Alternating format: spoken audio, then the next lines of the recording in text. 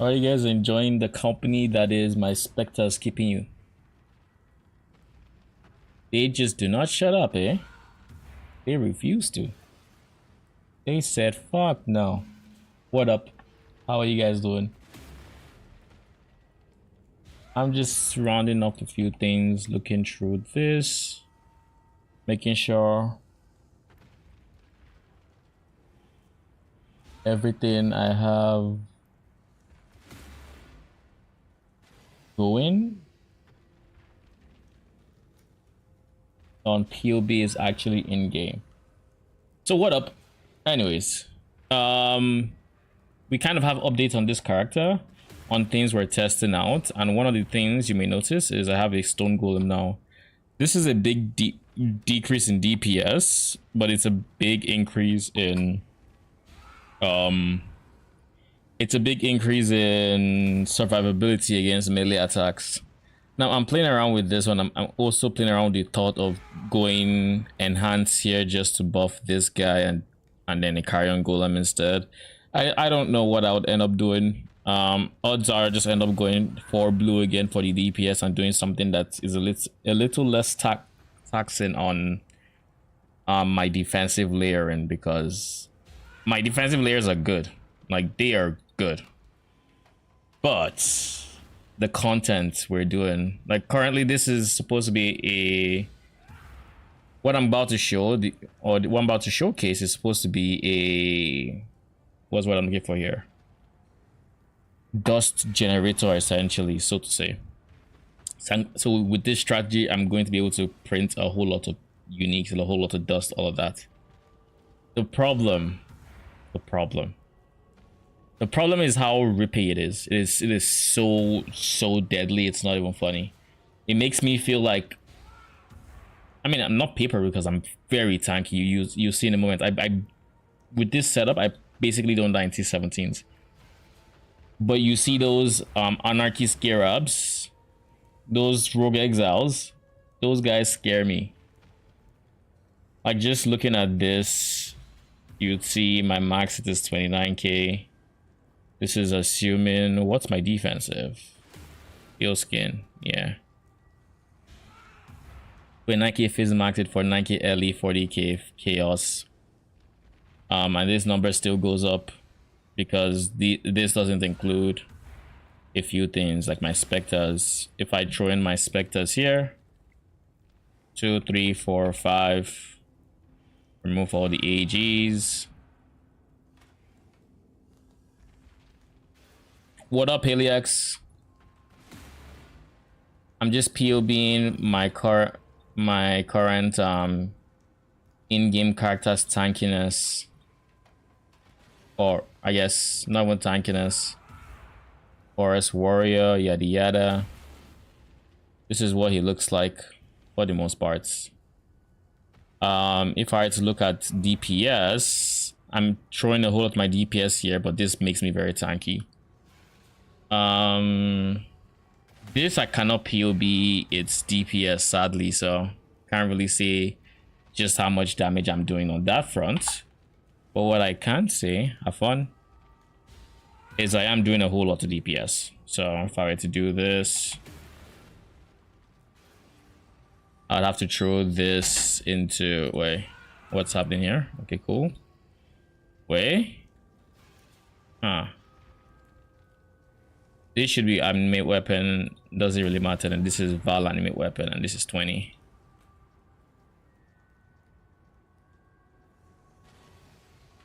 No mage bloody and already tanked and zoom answer. Oh, we still scale this, by the way. This is not including melee hits.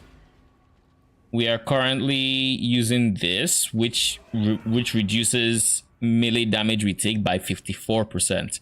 So over half of the melee damage we take through this maxed number is just gone thanks to this. But the reality is I shouldn't be using this as using something for DPS, but I kind of want to showcase it using the like insane juicing strats that are currently out there.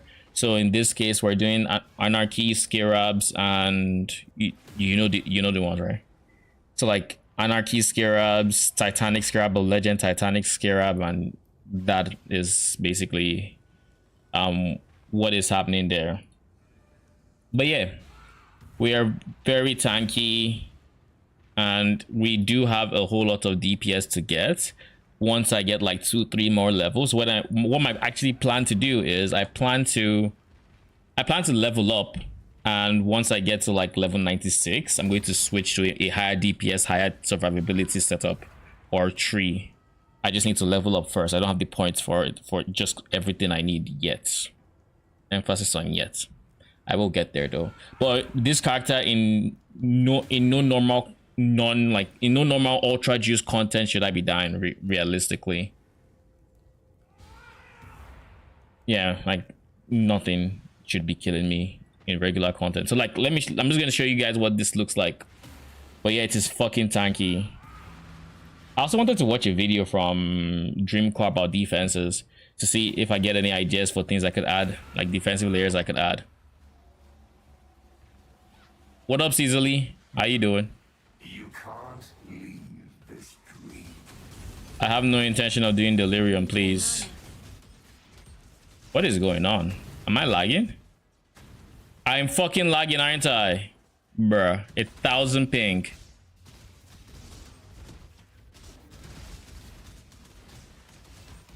Bruh. I can't even see the number because of all the buffs. Bruh. What is happening? Bruh. Keep in mind there are freaking anarchy mobs wailing at me right now. I don't know what's going on here. I don't know why it's being so bad. What? Why? Need me to sponsor you one? A mage blood? I don't want a mage blood. This belt is best in slot for my current build. I have no intention of getting a mage blood. Do you have a beginner atlas to complete the 115? I'm struggling to find new maps. I do have something of the sort. I don't know if I have it saved, but I guess we'll find out. Can you guys hear me okay, by the way? Because I don't know what was going on with PoE there. PoE planner, not this. Okay, cool. Just making sure, because like I don't know why PoE was lagging like that. Am I not logged in? Oh, I'm not.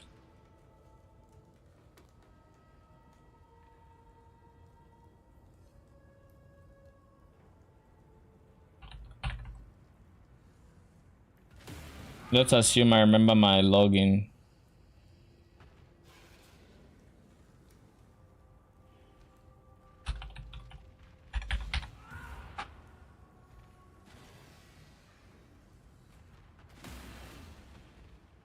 I do not remember this shit. My goodness. Didn't I save it? Are you telling me I did not save it? I can flashbang. How did I flashbang? There was no white pages. Yeah, even my speed dial isn't like bright. So how? Is it the game?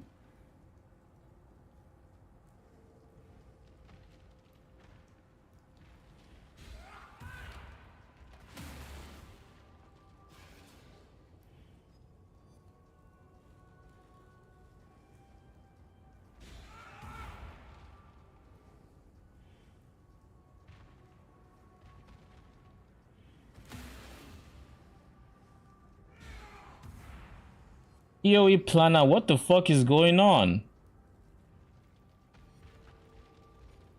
I don't know. Oh god, this is going to be so cancer, isn't it? Oh, there's a recovery mail I can send. All right, let's do that then. When it loaded, it was pure white.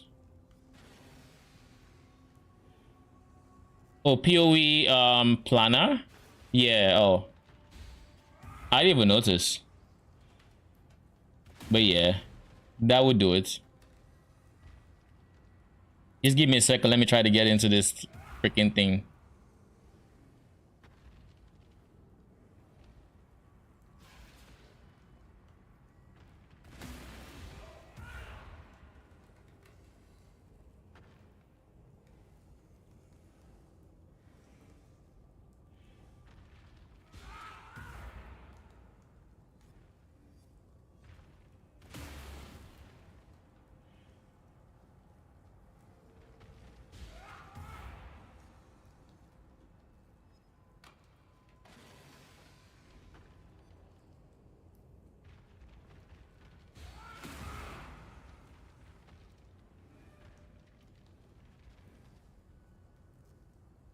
Okay.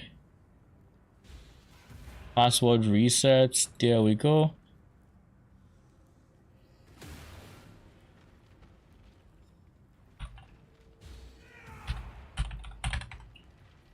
There's just some sites where it's like, don't bother me to freaking use a strong password, my guy. I don't give a fuck if someone gets into my PoE planner. It's what is in there. Atlas trees. Who cares? Like, who actually cares? Okay. Atlas trees. League starts. There we go.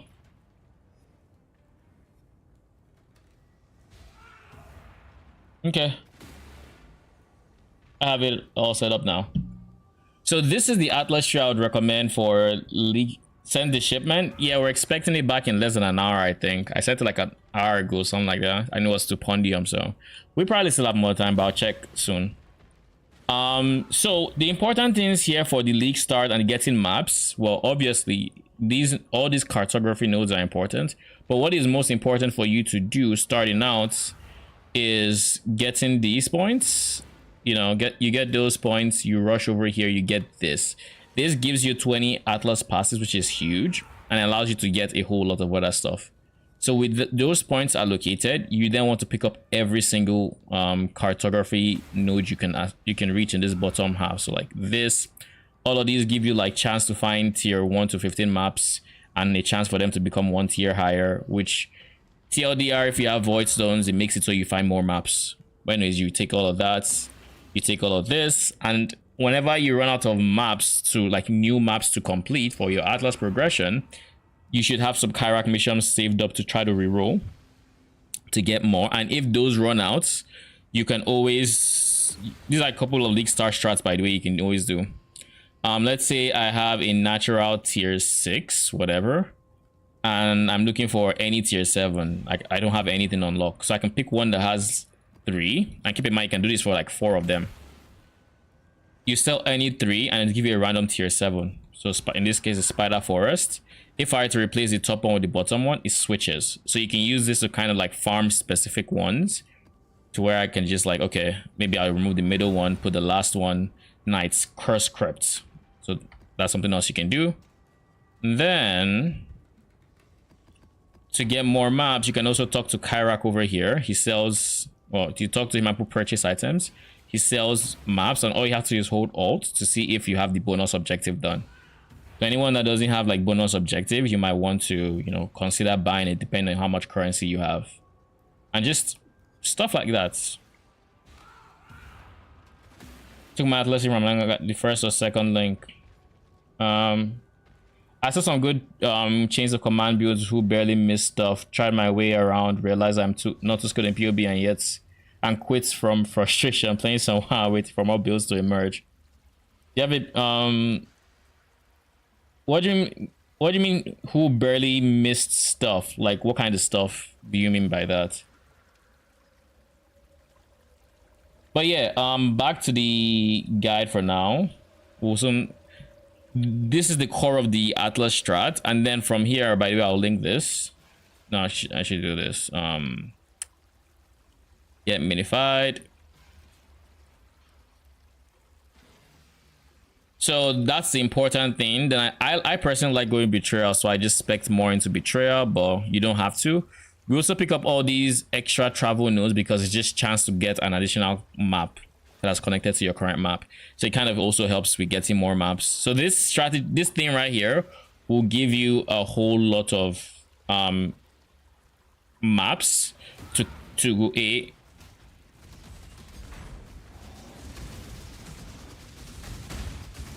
to give you a whole lot of maps. Give me a second. Let me just finish this. But yeah, it should give you a whole lot of maps to where you can use said maps for, you know, completing your atlas, or if not completing your atlas, you can use it to sell for more maps that you may or may not need and stuff like that. I don't see shit. So there's this guy, there's this guy, there's this guy. I hate the fact that I have so many maps that have unique monsters that possessed. They aren't possessed?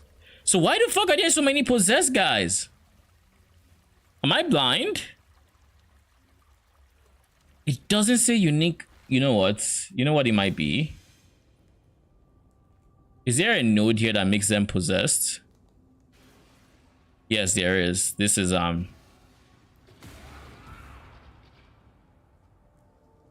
But anyways, this is a strat I'm going to stop doing because I died too much in it, and that's not exactly good for trying to level up. But yeah, it's a very, very repeat strategy. I'm very tanky. Most builds don't even survive as long as I am, but like there's something here. There's something here that's killing me, and I'm not exactly sure what it is. Someone has removed recovery, don't you? There's someone here that has removed enemy recovery.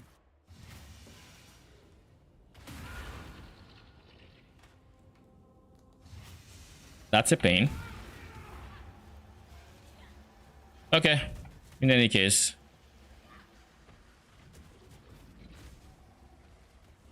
We'll go down this way.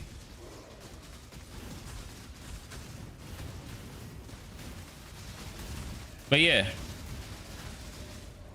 There are also a few rogue exiles that hard counter me.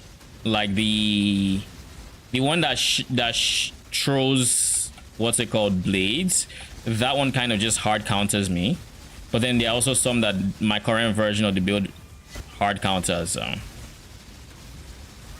So long as there aren't too many in one place, I'm typically fine. And so long as there's no, the one that is chucking daggers is not there, I am also fine in those situations. Once there's a dagger person, I kind of have to run around to make sure the flying swords, the spectral throws don't hit me.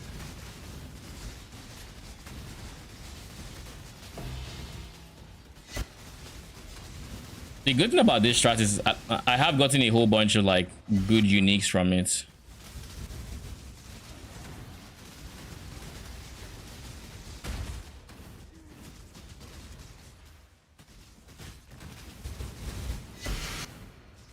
And it was a pretty decent stress test for how survivable the build is. It's like this is juiced content.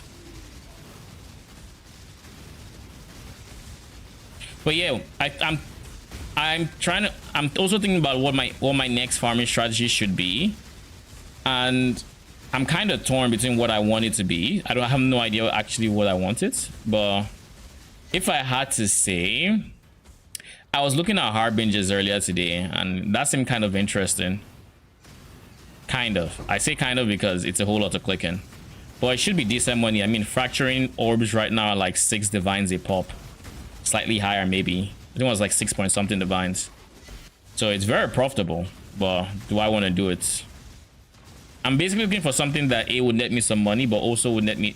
Oh fuck, I was so scared. I don't fuck with Flame Blast. Flame Blast, and it has innate fire pen, and as you may imagine, fire pen, there's someone dangerous here. I don't even know who. So to be fair, I was running out of swords there. When I'm ready, and not before.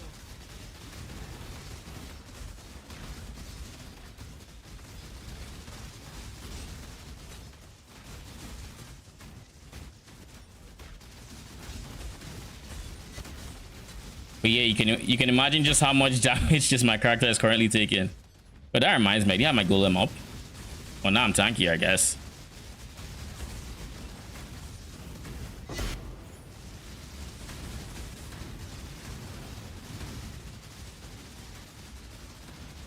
I don't know you. Okay, cool. You're dead.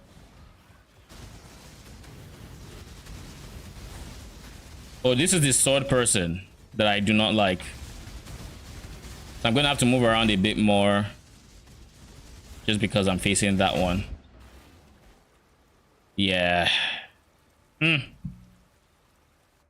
But yeah, this is it's a strat that will test your patience at best, and at worst you just hate doing it. Because I run into quite a few maps where I'm just like, yeah, I don't want to deal with this no more. Yeah, there's definitely someone that disables regen here. Life cannot be leached. Could it be you? No. There's either a grip that's problematic here or there's something else. Oh well, I don't care. On to the next map. And this is the last one of the strategy. We have completed the 20. We have done our time. And honestly, I got a good chunk of like uniques doing this. I got like brass domes. I got death's oaths and a bunch of other ones that was like good dust, which is why I was able to get like the 15 mil shipment off. But it is not the most fun strategy when you keep dying, because rogue exiles are kind of nasty.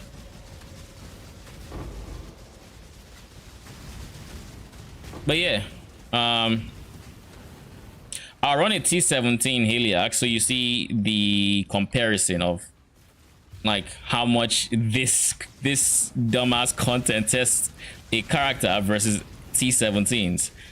And spoiler alert, T17s are easier. It is stupid. Like, I think rogue exiles have to be like one of those things where you either have a stupidly overtuned build or you accept that you're going to die, because there are just some that are not fun, you know. This sword person, that I hate that person. You can imagine the one that just flings swords. It's like, oh my god, what is happening? Am I lagging? I think I am. I hate that I can't see my ping. No, someone is pulling me. I think. No, it's not even possible. Someone is pulling me. It has to be. It has to be that I'm getting pulled, because it can't be the server just yoinking me all over the place. Like, I refuse to believe that. The servers aren't that bad.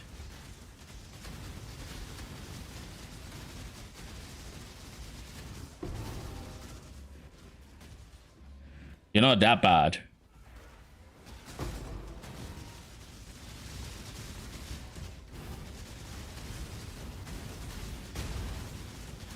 Reflects hexes.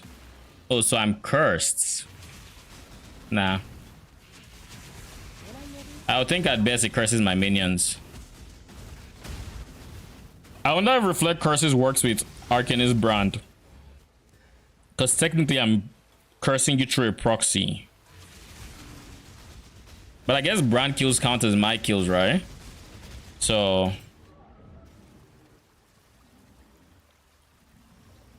I don't know why I keep getting pulled in this map. You know what I need to check something. Is there...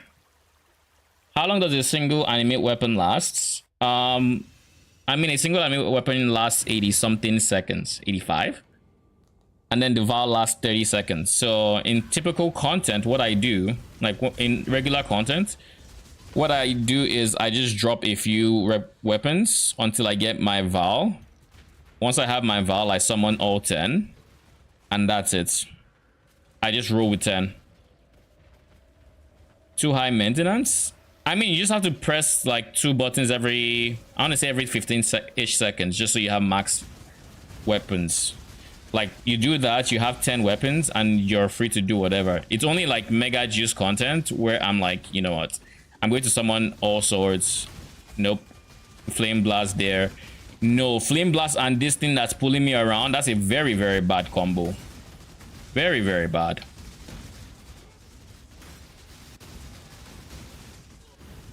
My... Did y'all see how my...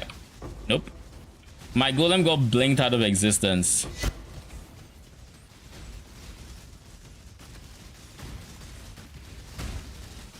Is he Warlord's Grip?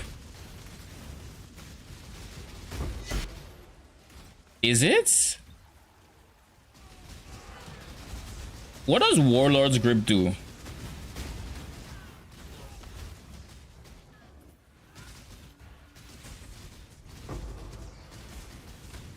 I have no idea. What up, Mr. On Topic? How you doing? Hello there. Hello there.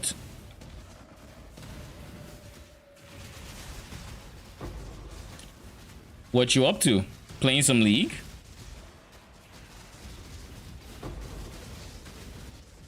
What are you? Oh, you're Life Regen and you're Soul Eater? But you're dead, so it doesn't matter. Oh, about to? Nice, nice. Enjoy. I don't remember the last time I played League. It's been forever. Oh, where are you going? Oh, is Swords Max Sword Spinner. Like, no, leave me alone. I don't like you. I hate your guts. Maybe next League, change the command buff so I can chill and lay back. I mean, change the command is very comfy. It is, with hands down, like the most comfortable mapping situation you can have. Like, genuinely. No, we dropped this. I don't care about this. Approach, challenger.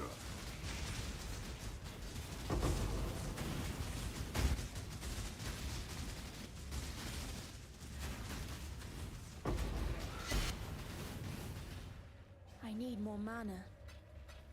Was I taking too much damage, or was the golem taking too much damage? I wonder.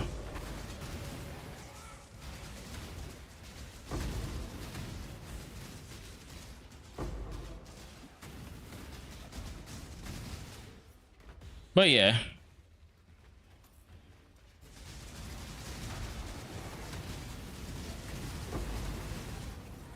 Now in comparison, and this is going to be the last thing I do before switching back to my higher DPS setup, because I want to get rid of this. I don't want to have that permanently.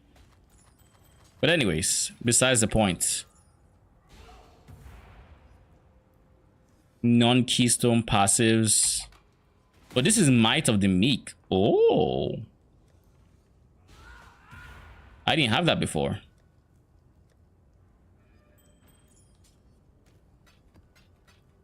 Okay, so this is what a T17 looks like in comparison. I'm just going to run a Ziggurat. We're going to quality it up.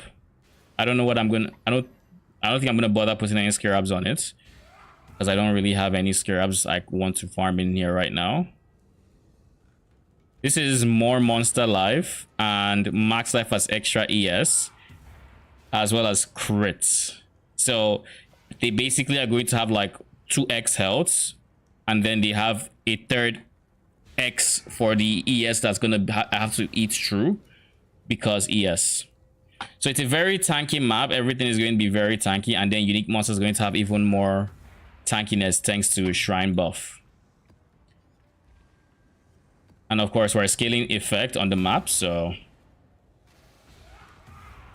Finally back on NA. What region were you playing on before? Not NA? Maybe...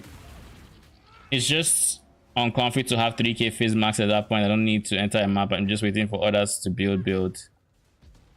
I mean,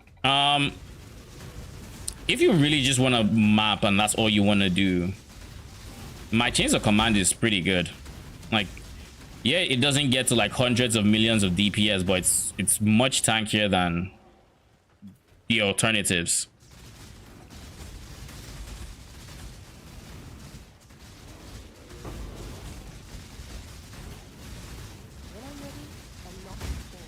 But yeah, for the most part, there shouldn't be much I can't face tank inside a map like this. Like, I want you to remember how much damage the Rogue Exiles were doing, and I want you to watch my life here. In comparison, I'm going to drop any shrines that make me tank here. Ooh. Oh shit, chaos damage. Okay, and then there's a lot of DD going on here, but that's fine. That is fine. AFK on Ravage is the goal. Oh, I mean, AFK on Ravage doesn't go for insane defenses, you know. So if the goal is AFK on Ravaged, I don't think you should be looking for, you know, 100k Fizz max it either.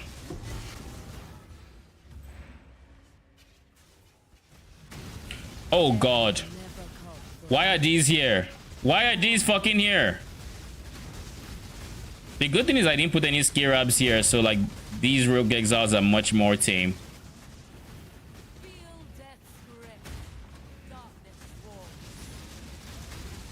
No, I just have to get rid of 800% of Katarina's health and we're good.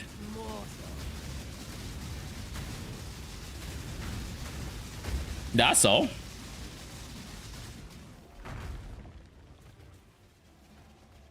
Like, it's actually the 81% more life and it's 123. So she has 150% life and then almost 200% of that as ES, and so do all these side all her side minions. So we have to eat through a whole lot of healths, but like you can see how fast we're eating through it. It's like look at that.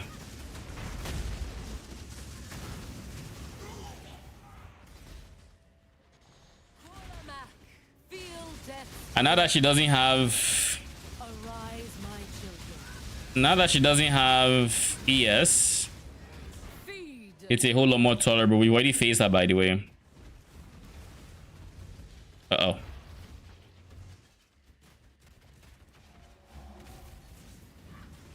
Give your soul to me. Your soul burns for me.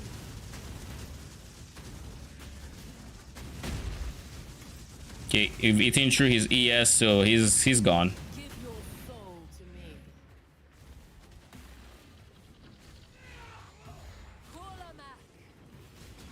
Mortal.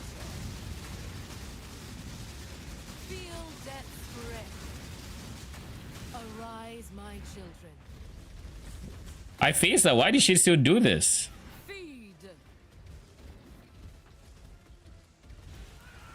You know what? One thing I also want to try.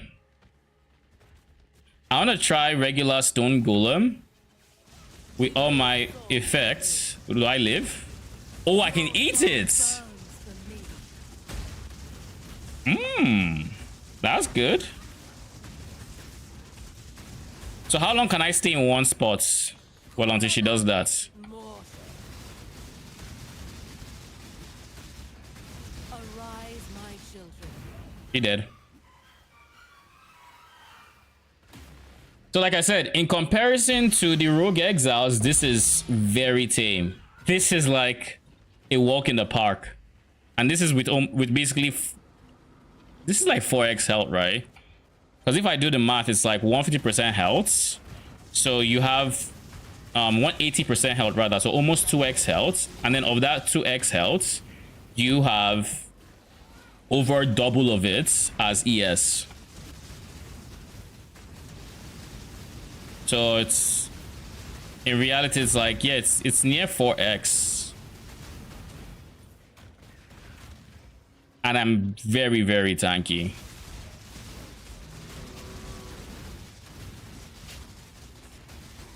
Like again, I can for the most part just stand still and do stuff. And we still have this amount of DPS to still kill mobs with, again, 4x health. The good thing is, like, on top of 4x health, they don't have ES, elemental res. Like, if they had max elemental resistance or like endurance charges, I probably would reroll them out, because that is annoyingly tanky. Like, it's not even scary, it's just annoying, you know. At that point, it's just very, very annoying.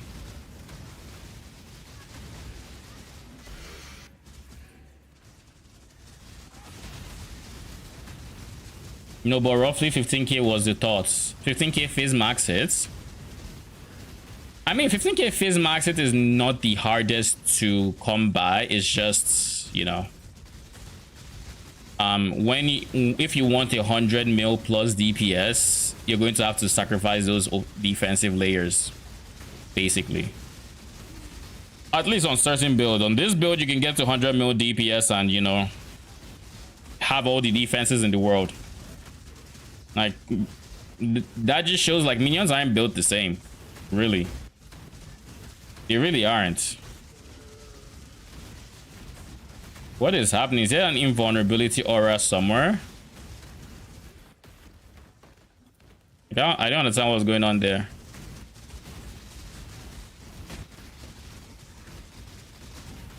Life is too precious to waste on you.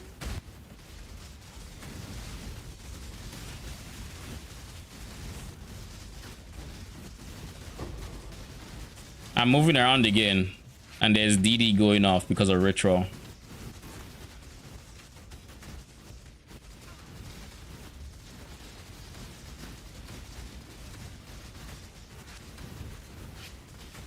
I think it's because of the rogue exile nodes that rogue exiles are spawning, which I would expect.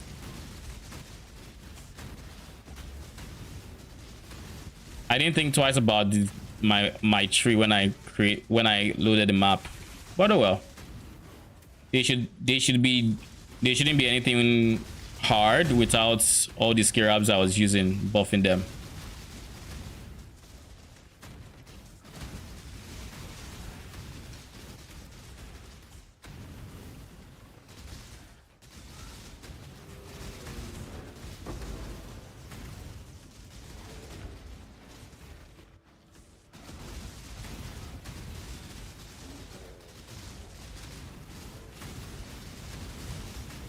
But yeah, my animate weapon lasts, where is it?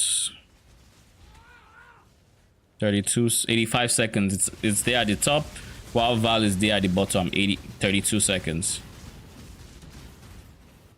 But yeah, in actual tame content that is not trying to, you know, unalive you constantly with almost unfair mechanics, you should only need to do this every 15-ish seconds. I say 15-ish seconds because if you cast it once, it has this annoying mechanic where you cannot summon 20-something swords at once.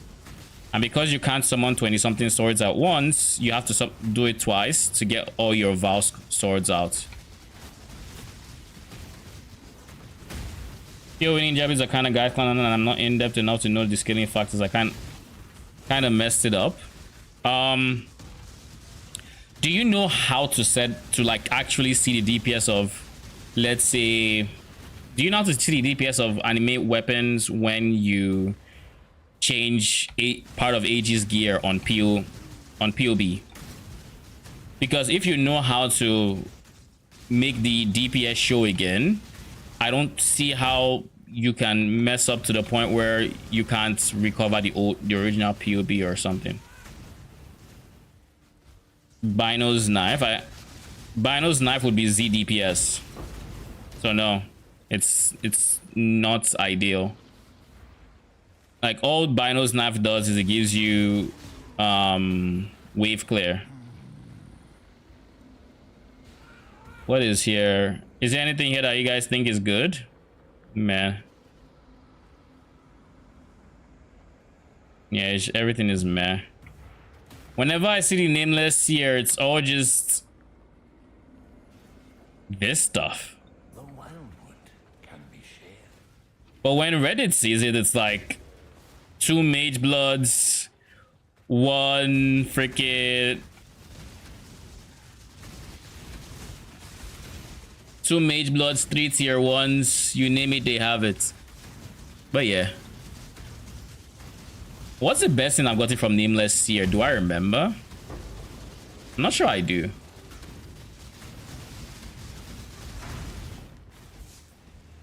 Not sure I do, actually.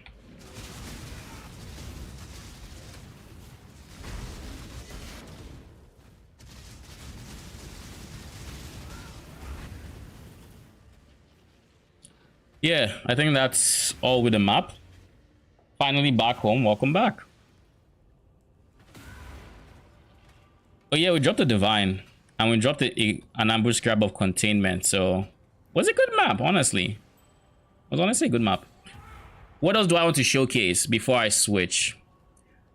To showcase this properly, I'm gonna do this. Summon Stone Golem. We're going to switch because this boss has a dot phase. I would rather not. But we're going to do all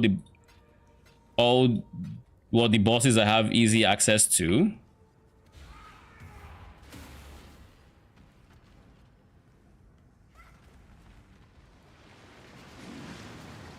Did you get to try Ellie?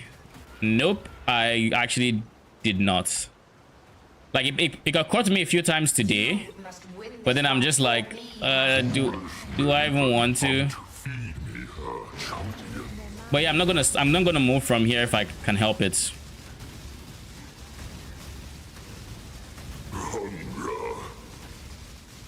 No, I'm just waiting for. Okay, I can't help you there. Feast. Mash.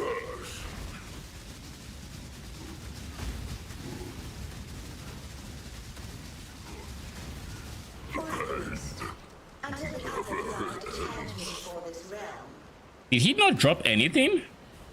Okay, okay. I was like, he couldn't have dropped 0 items, could he?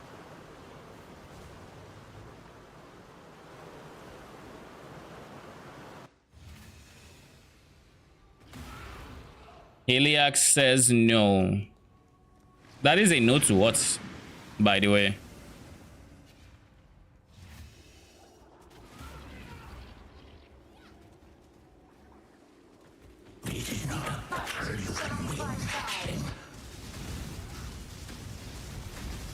We're going to see how much I can afford to not move. And I'm going to try to tank a Shaper Slam if I can.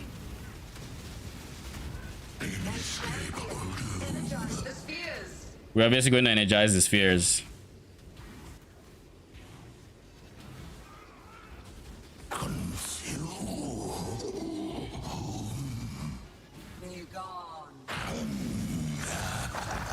Do I live?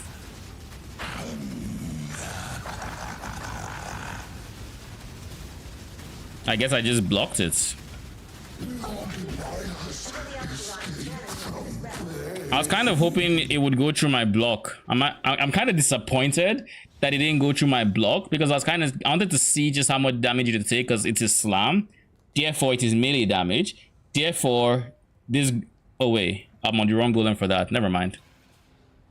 I was on the wrong golem for that. Okay. And then the last boss. Then we're going to switch to the higher DPS setup. Keep in mind, this is the big nerf to DPS setup. This is the setup where I am converting some damage to fire, which is lost. I'm not using Carrion Golem, so that is also lost. Stuff like that. Maven, the challenge begins. The champion will fall. Caps blocks get disappointed that block is working. No, in my defense, right? I don't have block caps. Solar storm. The dark side. I don't have block cap. My block is 40 something percent. It's like 54%. So it should have mathematically let one through because it's just 50%, really. But then it blocks twice. When it has no business blocking twice. I mean, I'm not mad that it blocked, but like I kind of really wanted to test the DPS or the tankiness. Like you don't even have your gems working and your max hits are still crazy. Gotta check it out. The unimplement it. Our message is more your time zone to ask for PoB stuff to show, since that may help, especially if I take enough time to scan how exactly you build defenses. Sure, I don't mind. But yeah, let's go back to actually having DPS, shall we? Because I'm tired of not having the DPS I would like. That's not how odds work. I mean, it kind of is. Like mathematically, every 1 in 2 attacks I should eat. So he just did 2 slams in a row, 2 huge slams. The game should let me eat one to see if I live. I'm just saying. You see, when I don't, the problem I have is when I do not want to test my max hits. That is precisely when those hits will go through. Precisely when. But yeah, now we have our max DPS. We just kind of forgot. Link 4 link sockets. So we're gonna use Chaos Golem, Carrion Golem. This is of course big DPS. Right, Feeding Frenzy, and then just our Flame Dash, and we're going to reroll into something. I do not know what yet. We're going to roll into something. Any suggestions? I'm open to farming strategies. Our options, you either get hit or you don't. It's a 50-50. It's literally a 50-50. I mean, to be fair, even if, in the words of Asmon Gold, even if it's a 1 in 10 chance, 1 in 100 chance you don't get hit, you either get hit or you don't, so it's a 50-50. That's a dumb meme, but I love it. Yeah, every single drop in the game is a 50-50 because it's you either get it or you don't. Also, you never answered me yesterday, Coke or Crush. You asked me Coke or Crush? I don't think I saw it. Where? Was it off Discord or what?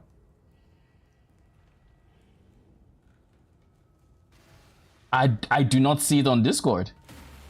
But if I had to pick, 3 times in chat. Yo, I mean, that just means I was terrible at keeping up with chats. Crush, I would say personally. Okay, it's fine, but I think I prefer Crush. You should check out what came in from Pondium. Are we ready? This is the 50 mil shipment. It's here. Got a bit of treasure to fetch. It's here. Let's just update our wealthy exile to make sure we can see just exactly how much we get. Okay, how many mirror shards do you think we're gonna get from this? My money's on 4. I have gotten enough 1 and 2 mirror shards and even some zeros. So now I think my luck should be on the higher side to where I'm gonna get 3, 4. Average is 2. I don't give a fuck. Okay, it's about time I went above average. I have done like 4, 5, 50 mil shipments, and I haven't gone above 2. So it is my time to get above. It is my time to get above average. Okay, okay, 0. Okay, so we have a 2 shards, 3 powers, 7 divines, 12 sacreds. Okay, okay. We have a 1 from Caesarly. We have a 0 from Heliax. Let's see. Drum roll. 3, 2, 1. How many? No. No. Not a single one. No flipping way. Like, there is absolutely no shot. I said above average, not below, okay? Like...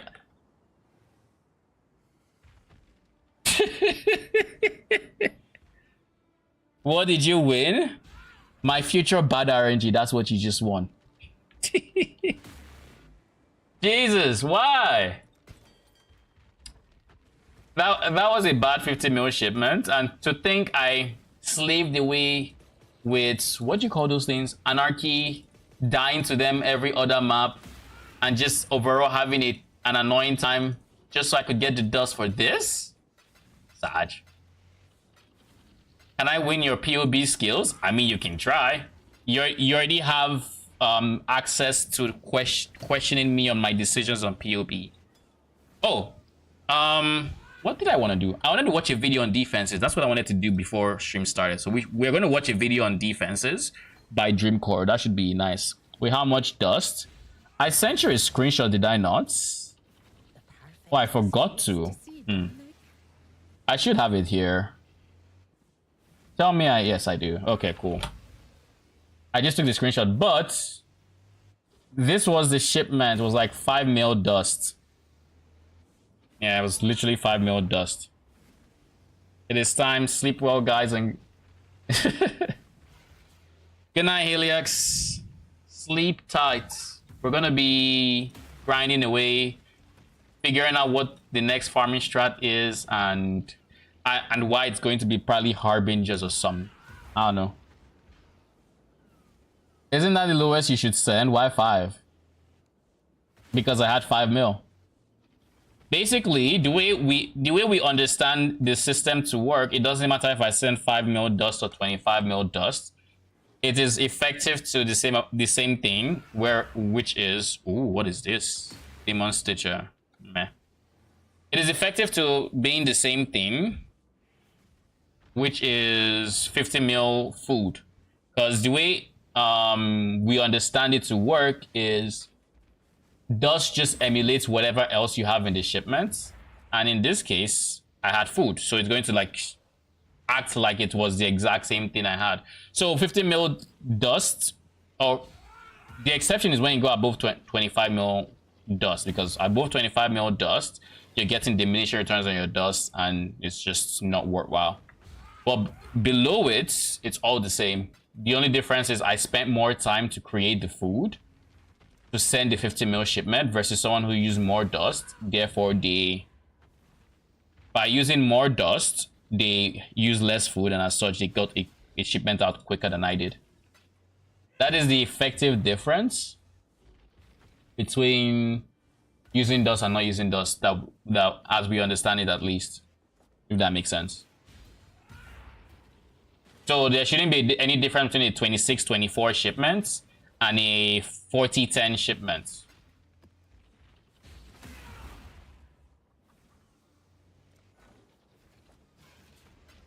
But yeah, I just didn't want to buy any dust. So like in this one, it's all profit. Don't get me wrong, like it's all profit. It's just unfortunate, you know.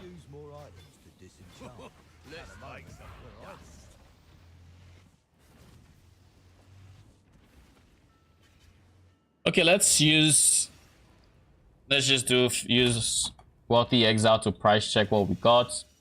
We had 3 power runes, so we got 28 divines total.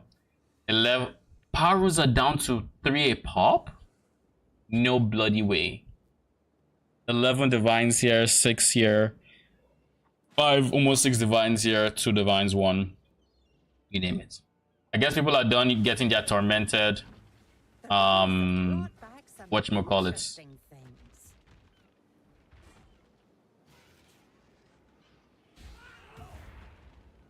Yeah, I get it. Okay. But yeah, it's unfortunate. It's that was a lot of food. You know, it kind of took me like probably over a week to gather it all. Scratch that, it did take me over a week. So did it? I don't remember the last 50 mil shipment, but I think it was around this time, like Thursday, when I was crafting. Right? Something like that.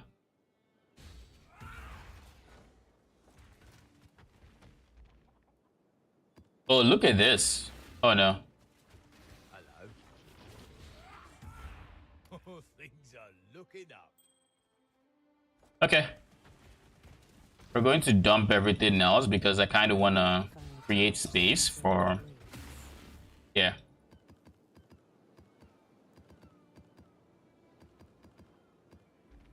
I have so much space for maps now. It feels refreshing. It makes me think I should probably go back to farming maps and just farming T17s in City Square, but we're not going to do that. We're going to go for something new. I don't know what yet, but some. Ooh, Dancing Dervish. I think it's my first Dancing Dervish this league.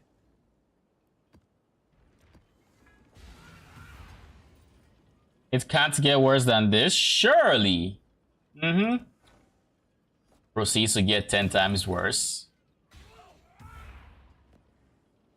But yeah, it only goes up from here. Definitely. 100%. No doubt in my mind.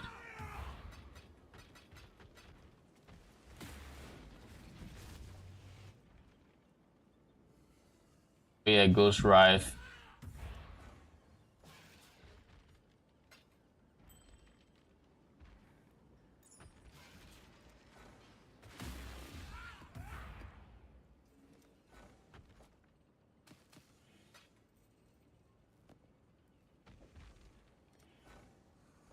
What else?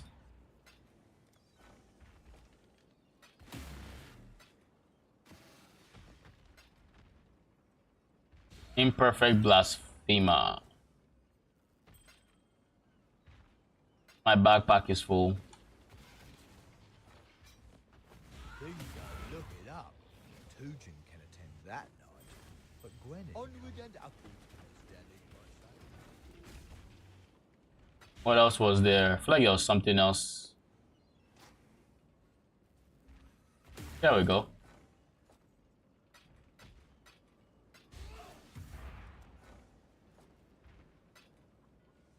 And we all this finally done. We can start figuring out what I want ish. I still need to take this. Okay, cool. And then just dump everything else in here.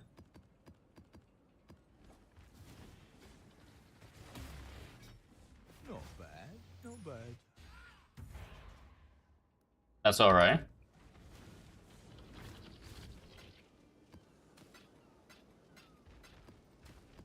Okay. So strats. What can we do? We have Harbingers as our #1 choice because, well, it's Harbingers and fracturing orbs are very expensive right now. Might as well take advantage of that. We also have June, but I don't think I have the patience for June right now because it just doesn't produce. It doesn't produce maps, not maps, gold, and I hate that. So June is not an option. Scarabs are kind of underwhelming in T16s, like under T17s. I might go back to try T17 Scarab farming. That is something I am curious about. I might pair Harbingers with maps just so I get more T17s. It might not be have T17s in or have map Scarabs, but like just have all the map nodes. Like that could be the angle.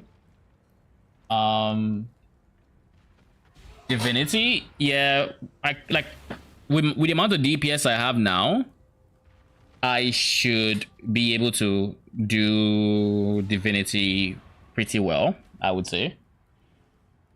T17 ambush, I just don't like the idea of having to buy something like containment, you know, so that is also the biggest thing I have against crop rotation, right? There's this one Scarab that is just stupidly expensive. Like this is almost 2 divines a pop. It's kind of like harvests, right? So like I could do containment, like I really could. I could give it a shot. Arcane, what was your experience with containment? Was it worth it? And what Scarabs were you running with containment? Because with this build, I think the only thing I do not want to run in terms of T17 mods are like things that remove, like the mod that removes life from, the one that removes life from your minions. Maybe Searing Exarch Runes / Awakener Desolation. That might be dicey. It's considering I can barely see with all the minions flying around. And of course that can also kill my AG, so don't really like that. Then there is, what other modifiers? I don't care about Fizz as extra for the most part, and I also don't care about tankiness modifiers because I have so much DPS. You know, there was something I wanted to try first. I wanted to try and enhance with these two. I mean, I think from preliminary tests, it wasn't worth it converting this to green. Even with the enhance, like just off of basic PoE, I think it wasn't worth it. Let me see. So we're at 105 mil. We then take our Triad's grip, change 1 to green, minus big DPS, so but down to 99. That is honestly not bad. Like honestly not bad. Then we would just switch this with this. We only make up like 100 mil DPS for it, but this is a number that really goes up that I kind of would like. Having that extra bit of PDR to go to 16%. But no, we're not doing that. I don't think it's worth it. I don't think it's worth it, to be honest. So yeah.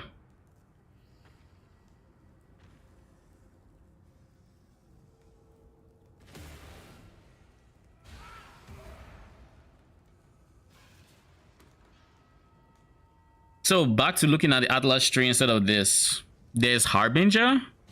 I don't want to do Blight. I don't want to do this. I haven't done Bestiarial League, but I don't think I would be the biggest fan of it. Ritual was meh because the deck is not friendly with Ritual. Val side areas don't care. Alva, ever since they made it so Alva's meta was to just poop out like 4 incursions per map, I just lost interest in incursion. Like before I was an avid incursion player, but the moment they did that, I'm just like, that doesn't sound like my playstyle, because it's like it's the same treatment they gave Betrayal. They just made it dumb. Like all you're looking for is locus of corruption. Once you have it, I think in the map you just poop out 4 locus of corruption. You're not really thinking about the room connections anymore. And as such, every individual map that you do decide to pay more attention to create is like worth less, because there's just so many like double corrupt rooms and whatnot available on the market. It also just drops nothing. Yeah, like I don't know how much gold it would produce, but I assume not much, seeing as you clear the thing, then it drops the loot. And I don't think, and those mechanics that look like Alva are typically the ones that do not drop shit like gold, or at least not enough gold. It's like Blight. Blight doesn't give enough gold. Harvest. I don't find non-crop rotation fun, so I don't want to do that. Abyss, I don't even know where the money in Abyss is, aside like getting the random good 6 corrupted Abyss jewel that I'm not interested in trying to identify every single one.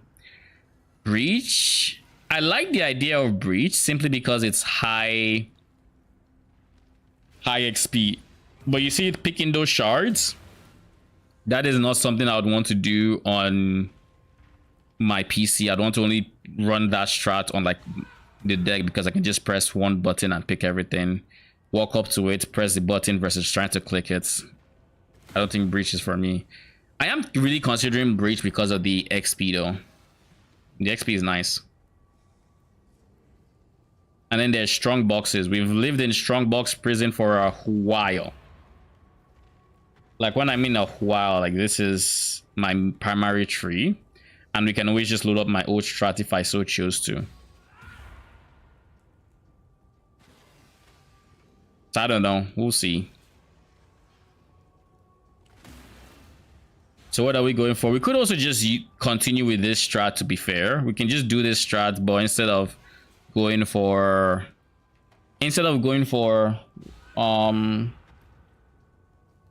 I guess the current strat, we just make it a bit easier. We go for just Anarchy Scarabs, and we remove the Titanic Scarab of Legends, because that is one that makes them very, very dicey. It increases their damage, increases their toughness.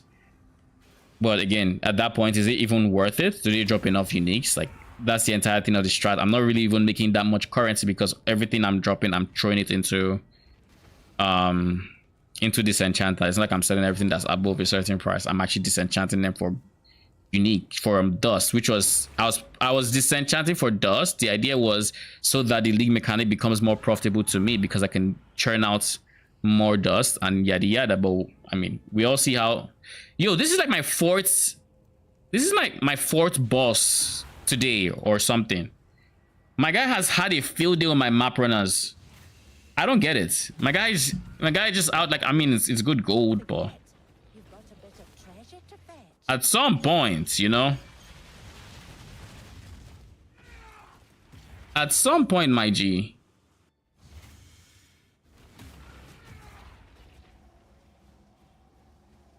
I'd love to see the look of these Calgarian faces once you're dead.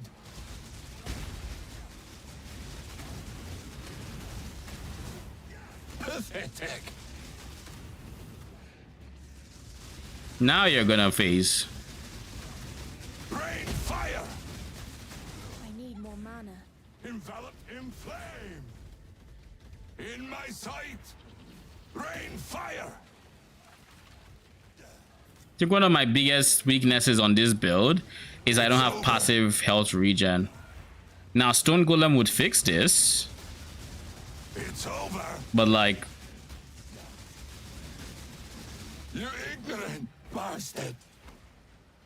Stone Golem would fix this. But then the question is, do I want to use a Stone Golem? And where would I even fit it? It would have to take the spot of Convocation. But Convocation is very important. I would love room rework so bad. Hopefully we get reworks of those mechanics soon. Some things from the Atlas. Like, that is my hope. My hope is that Betrayal and Alva both get nice reworks. I know next league we're expecting a Betrayal rework where they're going to separate Katarina fight from the rest of the things, so you can actually sell the Katarina fight separately. So like that would be like an itemized fight, and then I could maybe have more fun doing Betrayal because I would just be selling the Katarina fight and getting a steady stream of income versus running them myself and getting and chancing the big payouts. But then again, it's like it's going to be less profit than actually dropping a Veiled Orb, so we'll have to see. I just hate the removal of skill expression in there. You know, now it's just beeline to Katarina, and that's rework that was proposed, or that was the Mark mentioned. It doesn't address the core issue, which is it takes no brain power now. I'm literally just clicking and clicking, and I'm not having fun with the lack of skill expression. Because like before, when you had to get Vorici to research, you had to get your Ashley into research, you had to get like, that was fun. I don't think there's I know a single person who understood the mechanic and thought that was not fun, you know? It's kind of very unfortunate what they did to it. But like, a part of me always wants to keep returning to Betrayal simply because I like the mechanic, but it's just in such a bad spot. Like, it's in such a bad spot. I think we just try Harbingers. Harbingers are kind of good for this build because they tend to have us hanging around the same area. I don't know how I also want to test how I feel against those lightning orbs. Like, it's the opposite of Jesus. Flame Souls with the 5 subs. Oh my lord. Thank you. Appreciate you. How you doing? Welcome, welcome. Oh wow. We have our first hype train, I think. I don't think we've ever gotten a hype train on this channel before. Did he just gift one more? Yo, what up? Okay, no, it's I think the notifications would just keep going for a while. But god damn, good stuff. I appreciate you. This is the first ever hype train, I think. Level 2. I guess we now have a new high score, right? Good luck, keep up the blue one, never give up. You mean something out there in this world and make but thank you. Appreciate the kind words so much. Yeah, I appreciate it. Oh my lord. I don't know how to react to this. Oh, I did not expect this. Well guys, we have our first hype train. We have our first hype train. Let's see. That I don't know what to say. Thank you. I appreciate you. Thank you. So what's up? How you doing? What brings you by? So we're thinking about farming strategies and what I felt like farming. And I think I'm still leaning towards Harbingers because no. 5 more? 5. That makes 10, my guy. Thank you. Appreciate you. Good luck and never give up. I appreciate it. Thank you so much. September. I guess it works. I don't know. Thank you. Appreciate it. And thank you for the words. Did not expect this. Level 3. I guess now we have a new high score. Which is level 3.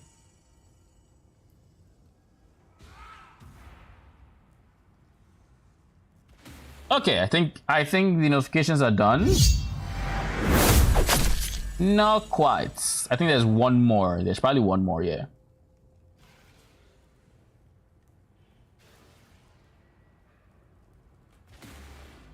Is it done? No way, right? I guess it is. Okay. Claim Souls, thank you again. I appreciate you. Did not expect the 10 subs. That is insane. That is insanity right there. God damn. God damn. All right.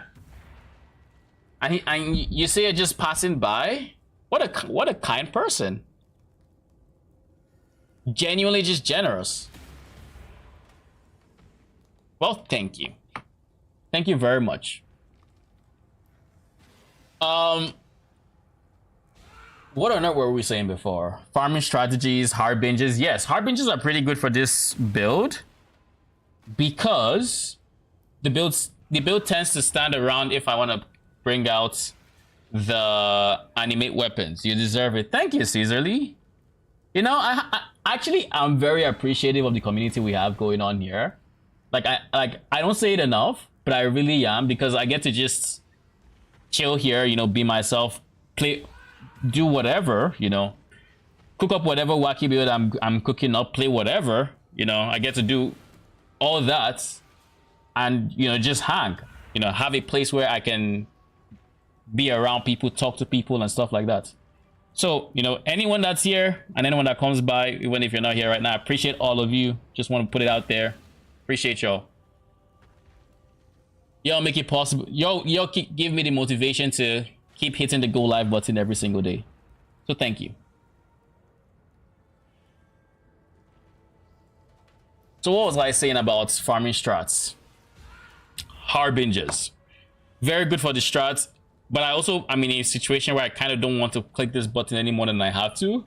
So odds are I'll just stick with this. But even that is more than enough, because, like, you know, it's harbingers. They're not tough. It's just kill these things in the same area over and over again until they're done. And they also are really good for my current explode setup, because my AG will get those corpses on the ground and they will just keep popping as soon as they spawn. So I actually want to see what that looks like. So I think I've decided just off of that alone, I have decided on what I want to do.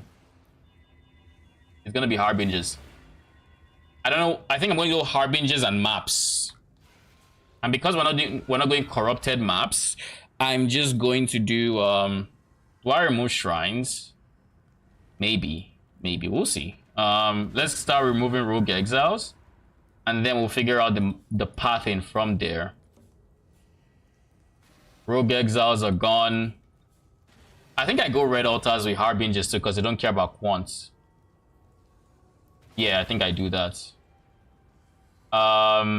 They just care about pack size, so do that. People typically put it with what's the other one? The Beyond. That's the one I'm thinking of. They put it with Beyond because it's just more mobs to kill, but I don't particularly enjoy Beyond. Not because it's painful or anything. I don't know. I just don't enjoy Beyond as much as I would think I would. So where are we going with how we pathing? We can do here, give ourselves a chance at Nico. But giving ourselves Nico and standing still doesn't seem like the best idea, or is it just me? I think I'll just do this.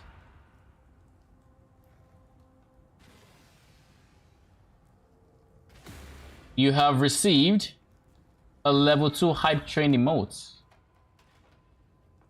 So we now have hype train emotes? Is that what's going on?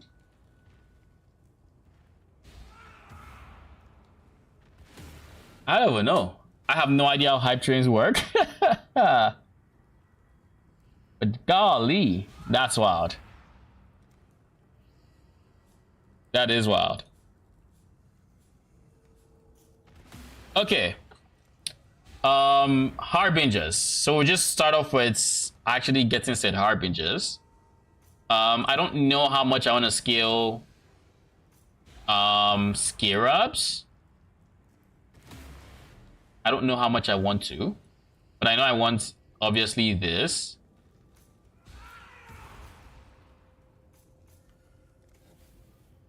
And then there's this. I also think I want to drop this area right here. So I probably want to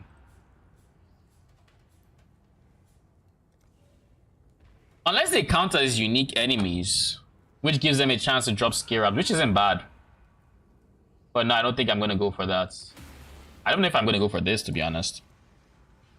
I'd rather just have increased chance, like this generic chances here, than anything else. Okay. So now we can get rid of all these points here.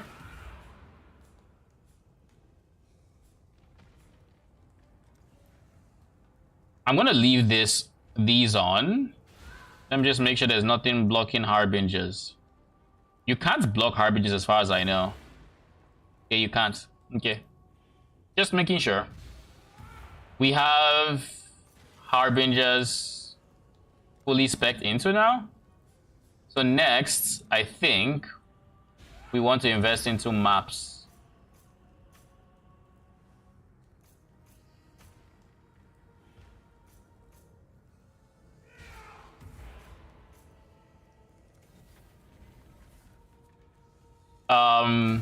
Is there something I would like to reduce the amount of points I have in?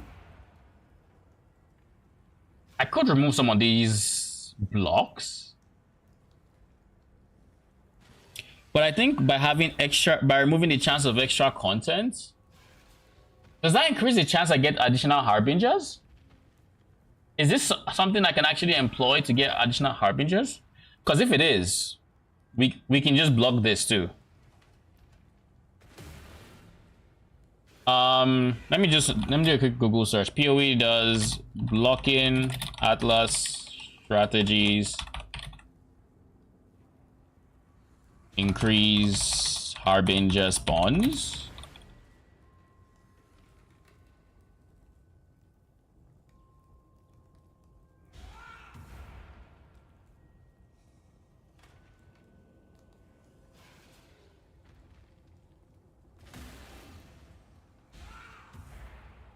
Because like it's obviously it says plus 2% chances to contain other extra content that can be turned off through Atlas passives, right?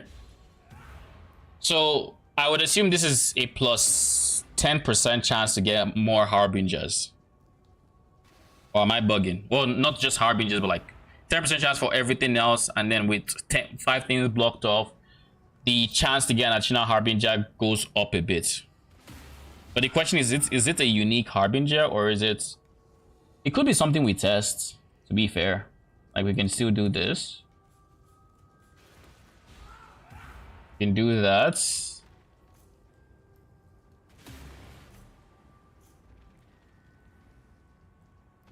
I don't particularly care for ritual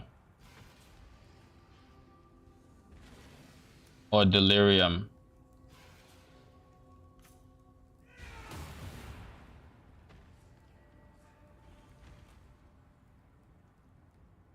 I could drop maps as well.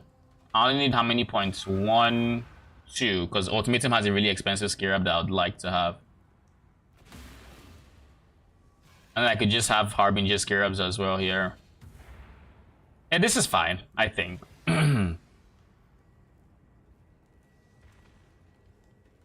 Maybe drop these two. Because picking this is not worth just that one, so we get to block these two off. Yeah, okay. And then we just fully spec into...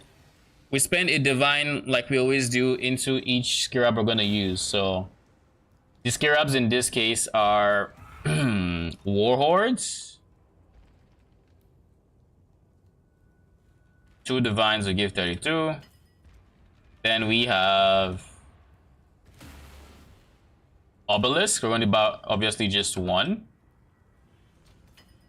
Then we have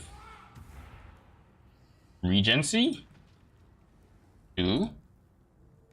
So far we spent 5 divines, right? 5 divines total for 1, 1, and then this is like Lord knows how many times we're gonna run this or with this.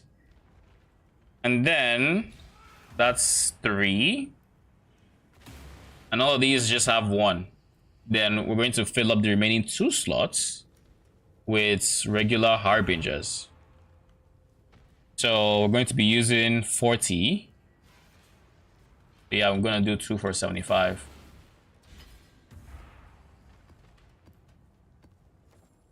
Okay, so we have Warhordes, we have Obelisk, we have Regency. What on earth is Warhordes? 12. And then we have these 2. I could also do this.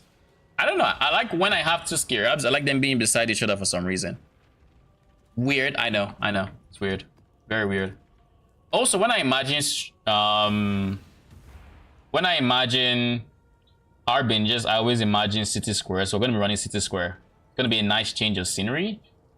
I kind of will miss the sewers, but I think I've been there long enough. Like, I think the rats know my name at this point. I kind of can't have that.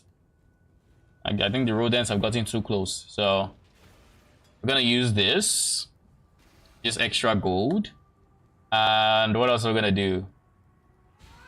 Get the maps I said. So let's get our rejects real quick.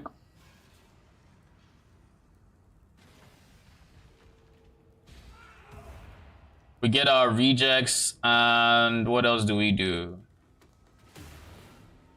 On ID.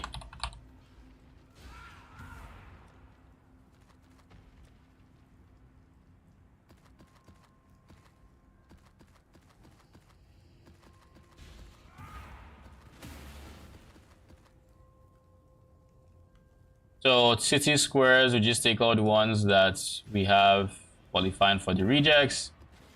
Then we go in here, 8 mods, city square. This is C, so city square has to be around, there we go.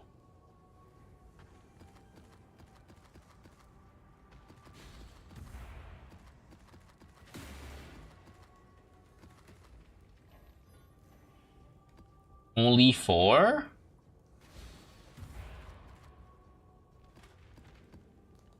Huh.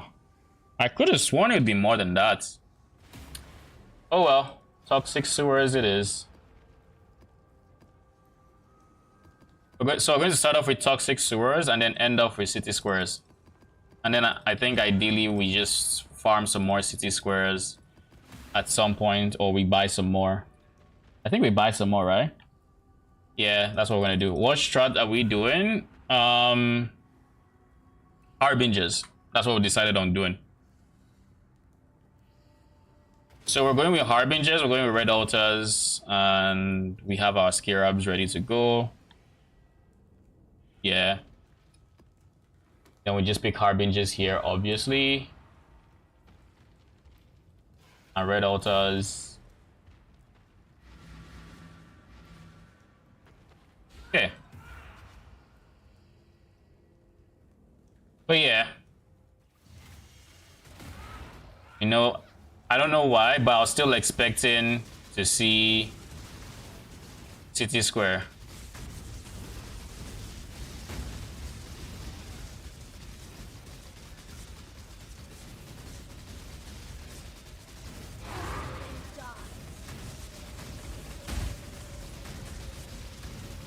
What is this?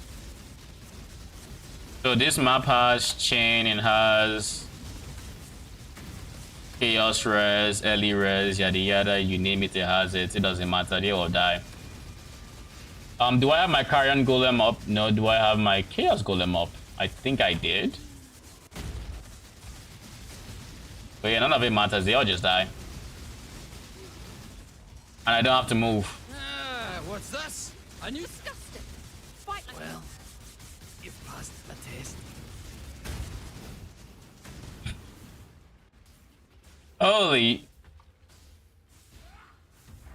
Am I hiding too much? That is my question. Because that didn't drop anything. When I'm ready and not before.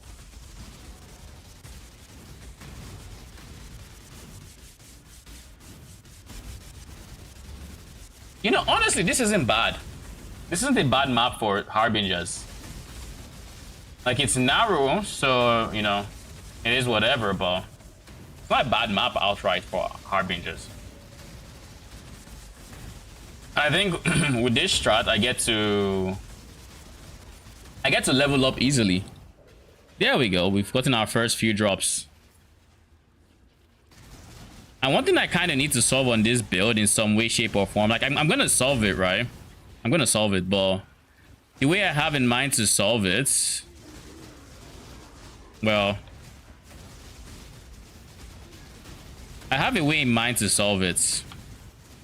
But the thing is, passive regen. When we have nothing to leech from, we kind of just don't gain any life. The easiest solution might be trying to fit in a stone golem somewhere. I don't know where. Or we could try... The solution I currently have for it is... What is that solution again? Running life from death on the cluster Joe notables. As a medium cluster notable. That makes it so whenever any of these guys die, I would regen 2% life and they're always dying. So I'd always basically have that 2% life regen.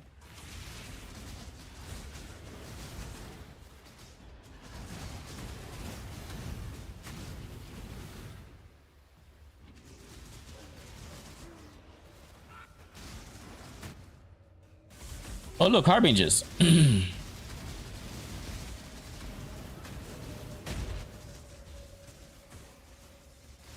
So basically, I have an AFK strat at this point. I pull up to the Harbinger and I sit here and we wait for them to finish.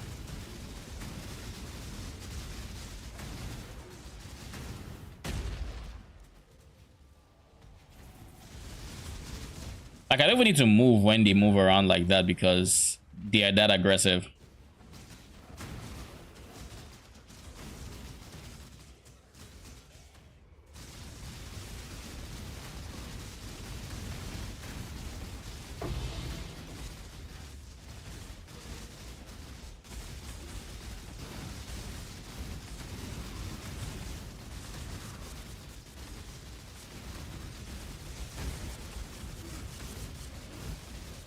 And even with the lightning, it doesn't really matter because the lightning that really doesn't matter because we have stuff that's always dying. So even though it should in theory be killing our swords and whatnot, it just doesn't matter because these things are always dying and keeping our swords at good health. I'm lagging to the moon. Jeez, it's bad. I'm actually lagging to the moon. What the hell? What the hell was that? That was insane lag. Can you see it? Like, I have so many buffs I can barely see my own ping, but this is the life of having support specters and an AG.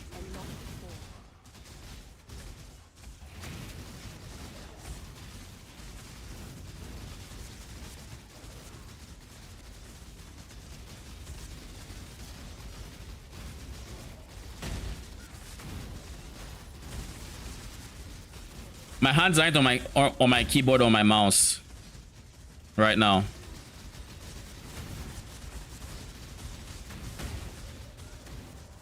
I'm going to resummon swords now. Done. Off again.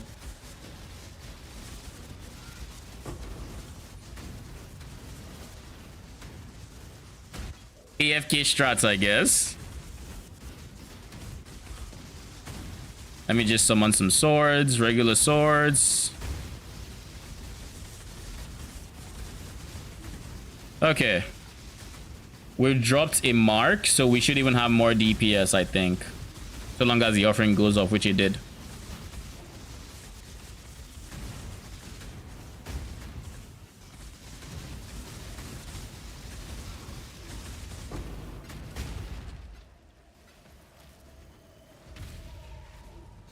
This is how overkill our defense actually is, and we should probably lean more towards I think we should lean more towards damage, to be honest, but like our defense is kind of overkill at this point. In normal content, we're basically immortal. But I like it. The reason I like it is it just means for T17s, I really have nothing to worry about. And that was kind of the biggest thing for me, I think, coming into this build. I wanted something where I could do T17s and not sweat it. Because the last build struggled so much in T17s. It just makes sense. You know. Oh, we got a nameless seer.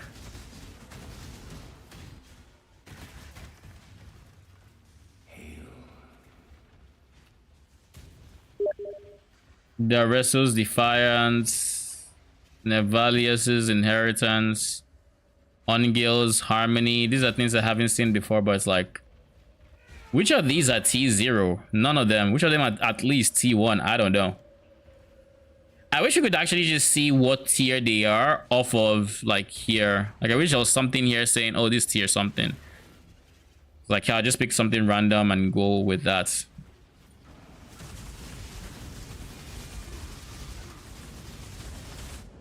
Yeah, I expected to die. The reason I expected to die there is because I got distracted and I forgot to summon my DPS, so I had no DPS going in there. And it was just me standing there taking damage.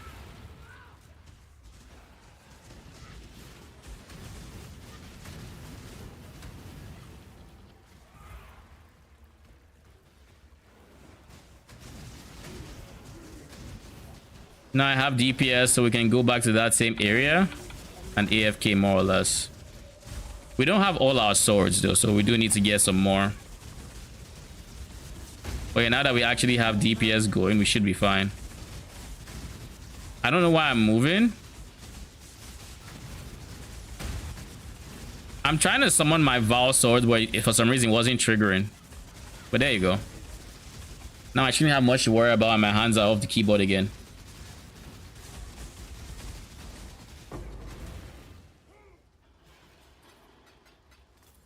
Oh look, we have 2045, which means we summoned a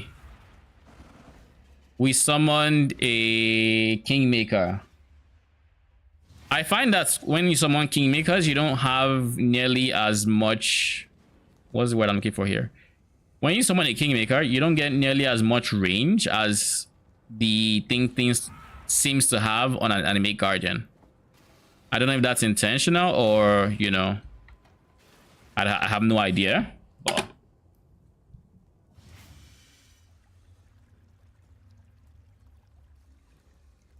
kind of playing Throne and Liberty starting early access. Which one is Throne and Liberty again?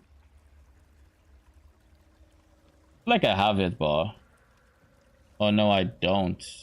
This is what, an MMO? Get an MMO. Interesting.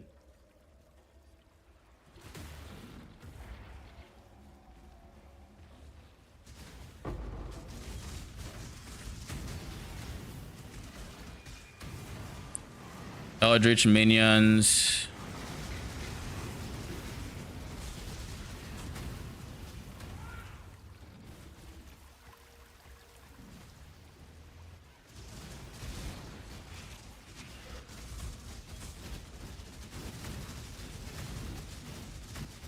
What is doing so much damage to me? I'm not sure I fully understand what's doing so much damage to me. Oh, I think I know. Yeah, I 100% know now.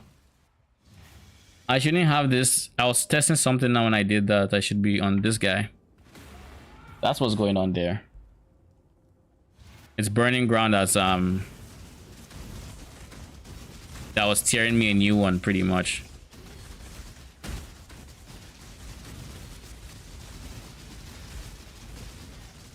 Okay, hands off the keyboard and mouse.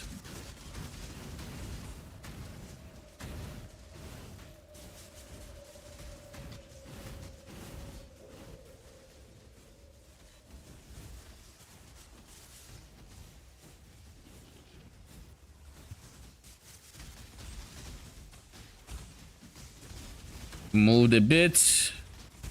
So my minions are fine going into this tunnel. I don't know if they're body blocking themselves or what's going on here. I have zero idea. We need to summon more swords before I run out of DPS. Okay, cool. We've gotten our vows back again. Ooh! Thank. When I'm ready, and not before. Am I lagging? I think I am. Yeah, I was. What is this? You have less screech.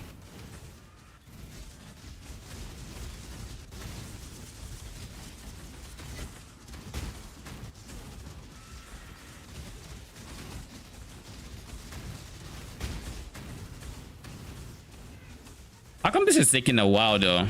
Let me see. They have reflect fizz. Yada yada. Less effect of curses, so curses don't work, which is fine.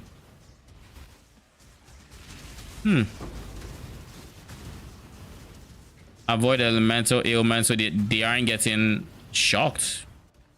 I mean, that's not the end of the world either. I guess it's just a narrow corridor that was causing my minions to funnel or some. I think that was it.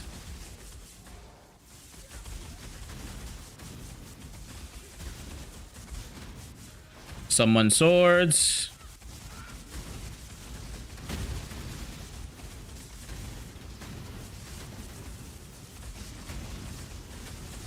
What's the difference between both of these? I can't imagine there's like two different levels of phantasms being summoned, right? Right? Like, clearly.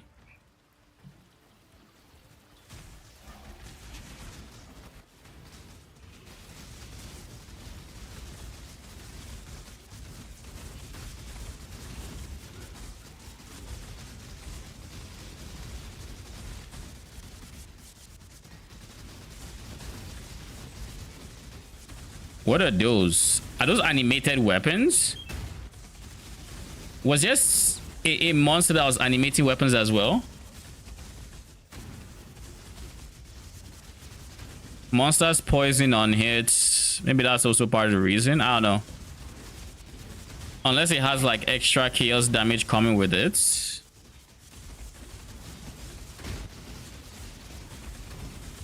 Need to make sure we summon the swords so we can...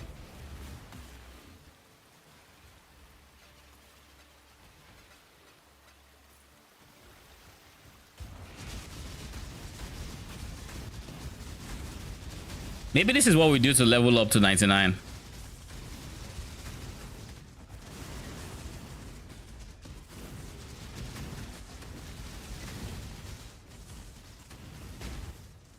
I'm gonna summon regular swords.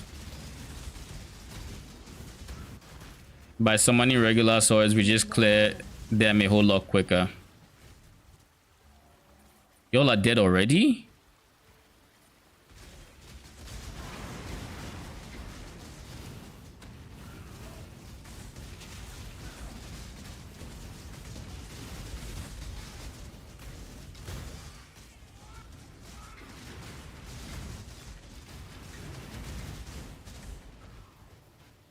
Approach, challenger. I wonder how well I would do against I guess ultimatum.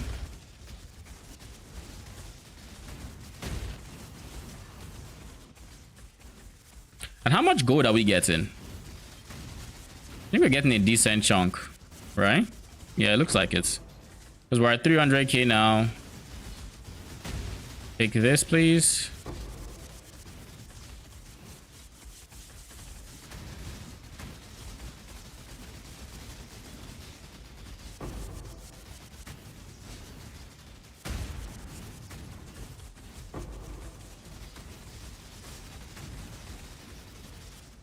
I feel like being this tanky should be illegal.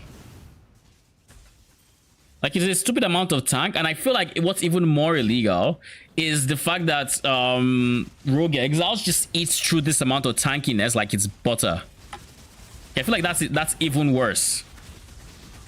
Like, worse than having this much survivability is the fact that rogue exiles just eat through it.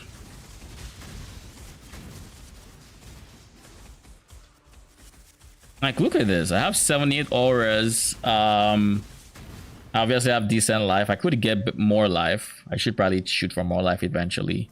My chest piece could really do with upgrading because, let's just say, I kind of don't like the fact that I'm using the Saintly Chainmail. But other than the fact that it's a Saintly Chainmail, it's actually decent, especially when you consider the fact that it has, what was it? Increased? It has increased life unveiled on it.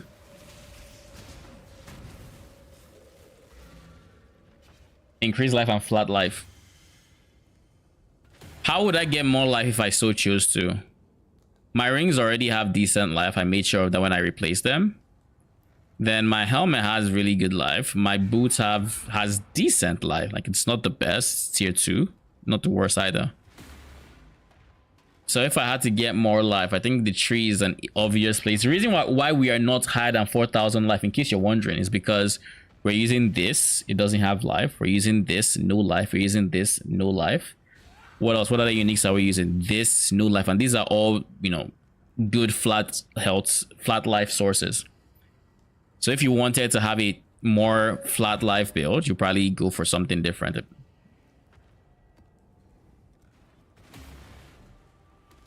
Being able to have just this amount of loot in my gear after 2 maps is interesting.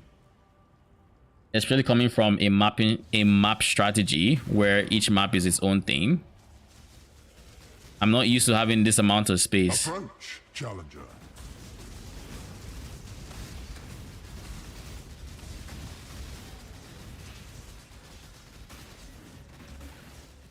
Reduce flask effect duration increase. Nope, I'm good.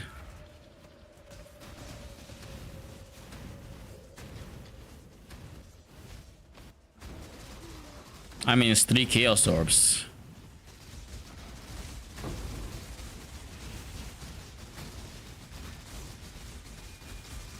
Six grasping vines.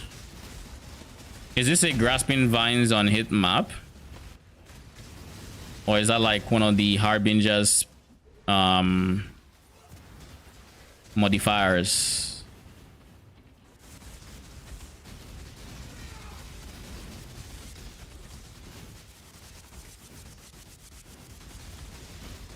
Also an early res. There are so many early res maps. Why?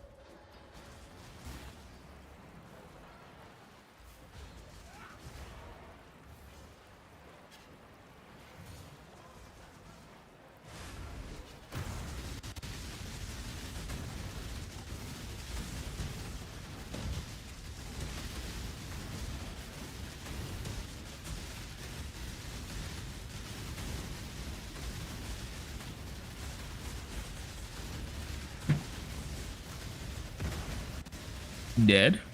Give me a second.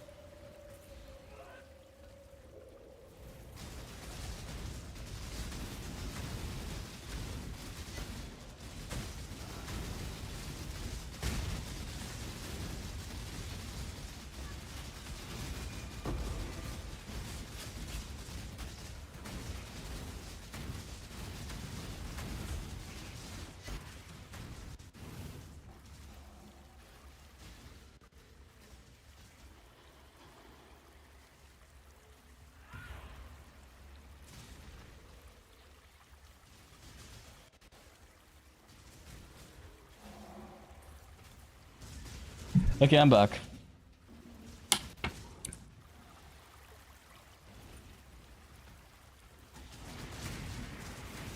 When I'm ready, and not before.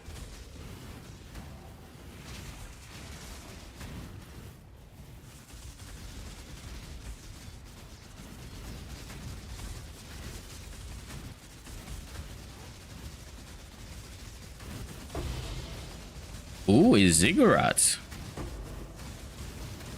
The map boss is obviously dead because we got his chaos orbs.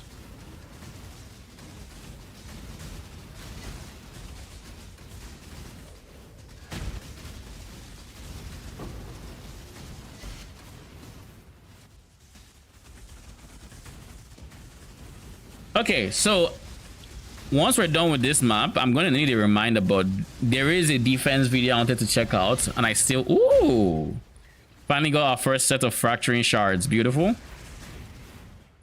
Each fracturing shard is worth how much? If we wanted to have a rough idea, 4 is the divine. Okay, cool. No, because then 20 would be what, 5 divines? But that's not exactly true. 20 is about 6 point something divines, at least on the currency exchange. So not exactly true.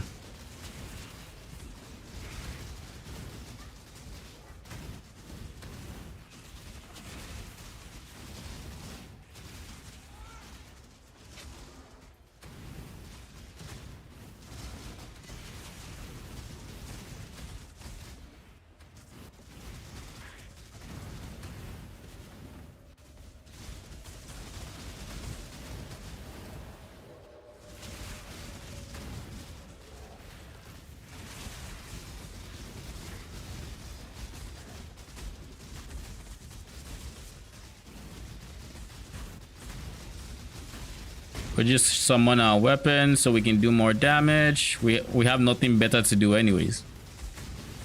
Where am I getting? Oh, you know what it is? I was like, where am I getting all this ES from? You know where it's actually coming from? It's coming from it's coming from over here. This guy. This is the culprit. 50 ES when you block. And I'm blocking so much, so my ES is just, well, it's staying full.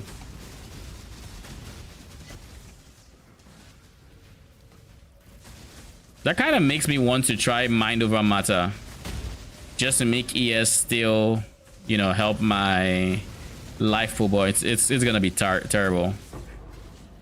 Ooh, the problem with mind over matter with Eldritch Battery is ES functions the same way on the mana bar as it does on the life bar, which is that once you take damage with ES, it stops regenerating. So you lose this worse off ES regen to even begin with, but you lose that the moment you take damage. Now, having that block giving me some ES back would be nice. The problem with that, however, is simply that, well, so long as I keep taking damage, it will keep expanding the ES because I'm taking damage, and you know, it's using that to keep me alive. It increases my max hits, but it makes it so like in situations where I'm actually taking damage, or you know, dicey situations, I have no mana to actually summon stuff with. And depending on the situation, that could be very, very, very, very, very terrible. Like that could be bad, you know. So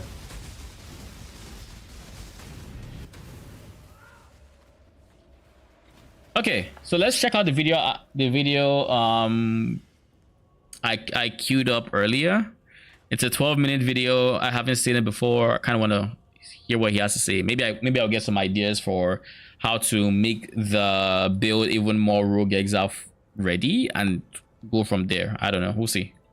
This is a video that I've been meaning to make for quite a while, one that details exactly how different defensive layers interact with each other, going from the initial instance of damage and how that damage is calculated, all the way to the final mitigated damage that is taken and everything that happens in between. Now, with the Gauntlet coming up, I thought now would be a great time to do this video. I've been hanging around a lot of streams and other channels recently, and I've seen a lot of discussion about build options and which build has the highest max hit and things like this. But I've also seen a lot of misinformation when it comes to particular mechanical interactions. For example, just in the last couple of days, I've seen several people claiming that the Slayer's Brutal Fervor modifier, which grants damage reduction while leeching, stacks additively with the reduction provided by endurance charges. This is false. They are two entirely different forms of damage reduction that are applied at separate stages of the calculation, and we'll get to that in just a moment. So let's get started. The first step is the existence of an instance of damage, whether that be a hit or a damage over time ground effect, for example. If it's a hit, it can be avoided. Now, when you hear people talk about avoidance in Path of Exile, they'll be referring to things like evasion, block, dodge, and damage avoidance. However, if a hit of damage exists, it can be avoided by preventing that hit entirely. And the prevention of a hit doesn't include all forms of damage avoidance, because mechanics such as block avoid the damage of a hit, but they don't actually prevent the hit.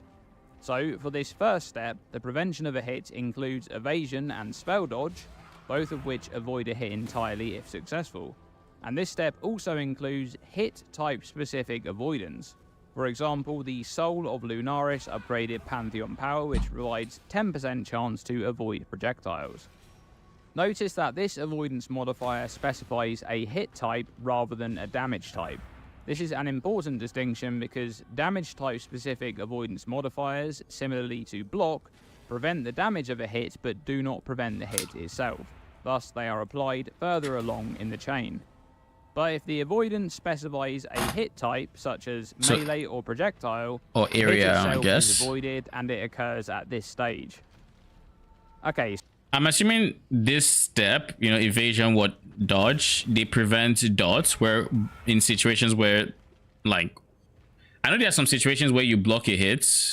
Is it block? Where you block a hit and the dot still goes through or something like that. If the hit some weird hasn't been stuff. avoided, or if the instance of damage is unavoidable, it moves on to step 2. This is where the full calculation for the originating damage, pre-mitigation, is calculated. So for spells, this is typically a base damage range that appears on the ability itself, and for attacks, this is typically a base damage derived from weapon damage. Then for spells, any added damage is scaled based on the added damage effectiveness of the spell. And for attacks, the base damage is scaled by the effectiveness of attack damage stat, whilst any added damage is scaled by the effectiveness of added damage stat. And these days, these two stats are usually the same. Next, any damage conversion is applied, and this also includes any gain a percentage of damage type A as extra damage type B modifiers, such as those that can be rolled on maps. So if you have those monster modifiers rolled on your maps like Fizz's Extra Elemental or Chaos, this is where they are applied in relation to the monster damage calculation. Notably, this is also where you can force monsters to have damage conversion, for example with an item such as Calm's Binding, which converts 25% of nearby monster damage from physical to fire. That's a strong modifier. As damage taken as modifiers, which will occur a little later on. Next is the scaling of damage. Isn't this just stronger? Because damage taken as, let me think. 25% of physical, it converts 25%. So it's just. So it doesn't benefit. Basically, this is stronger, and the reason I say this is if it converts 25% of physical damage to fire damage, that means that when it does phase damage taken as, or no, when this phase as extra, it doesn't have that 25% adding to the extra because it's already just fire damage. Basically, it almost seems like it just was always fire. I think either that or it counts like the way we convert damage, which would be when we convert damage, it remembers its original source being physical, so modifiers we have to physical would still apply. So like if we convert 100% of phase to cold and we run hatred, we still have phase damage taken as extra cold, as an example. That is still there because it remembers it is cold and it's still going to give you extra phase as whatever. And any applicable there's a universe where is the second, to be fair. Damage multipliers.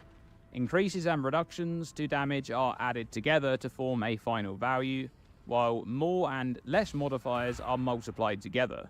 So for example, if you roll the map modifiers which make the unique boss in the map deal increased damage, this is where that modifier is applied. But this step is also where you can apply modifiers to monsters to lower their damage output. For example, the alternate lightning ailment Sap, which makes targets deal up to 20% or less fortify damage, or the Malediction debuff, which makes targets deal 10% reduced Oh, mean damage. targets? Okay, no, that's like enfeeble, rather. Then, if the hit is a critical strike, the extra damage is calculated at this stage. This portion of damage interacts directly with any modifiers that the defender has for reduced extra damage taken from critical strikes, and will cause the hit to deal less damage according to the magnitude of that modifier. For example, a monster's default critical strike multiplier is 130%, for a total of 30% extra damage from a critical strike. So if a character had 50% reduced extra damage taken from critical strikes, that monster's critical strikes on the character would deal 115% of base damage. Next, the actual damage is determined by rolling within the damage range after all of the previous calculations have taken place. This is also where lucky or unlucky damage rolls are applied. Lastly, for the damage calculation, any modifiers which double or triple the damage of a hit are applied at this stage after all of the previous calculations to provide a final hit damage. That's just why double and triple damage is insanely strong. If the entity cannot take a specific type of damage, for example, the cannot take reflected damage modifiers, this is where those modifiers would be applied. The next step is damage taken as. For example, the physical hit damage taken as lightning damage, which appears on the lightning coil. These modifiers are applied at this stage, and they all occur simultaneously, which is why damage cannot be shifted multiple times. For example, you can't shift physical damage to be taken into lightning and then into chaos using the lightning coil and divine flesh. Damage can only be shifted into a different type once. When this happens, damage type specific properties are lost. For example, lightning damage that is shifted to be taken as fire damage instead while using Dawnbreaker can no longer shock by default. Now that the damage value and damage types are known, the mitigation stages can begin. The next step is considered to be the damage mitigation stage, but it's technically only the first part of mitigation. There was a question I had earlier this league about damage. Let me see if I can remember it. It had something to do with conversion. I think it was if a monster has generic LE pen and you convert 50% of lightning to fire, would it still pen? And obviously the answer was yes, because it's generic LE pen, so it means it has fire, lightning, and cold pen. So it still has fire pen for the fire damage you're taking, and as such it still pens. But if it was just like lightning pen and you shifted to fire, then you don't have to worry about the lightning pen anymore because you're not taking lightning damage. Any immunities are applied to prevent a damage type entirely, for example, Chaos Inoculation. Then, any relevant damage avoidance is applied. For example, the Elusive buff grants a chance to avoid the damage from hits.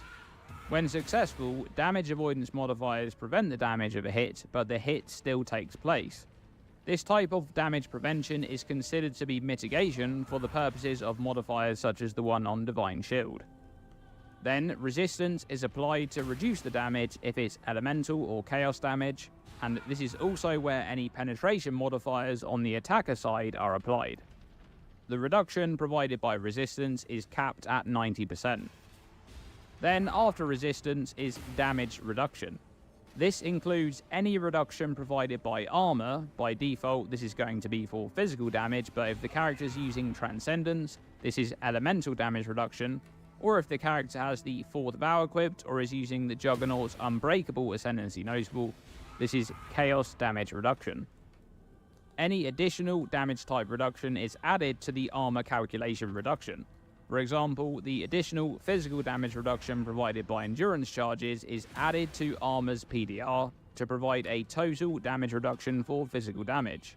If there's no reduction from armor, then they're applied just as they are. Just like resistance, damage type specific reduction is also capped at 90%.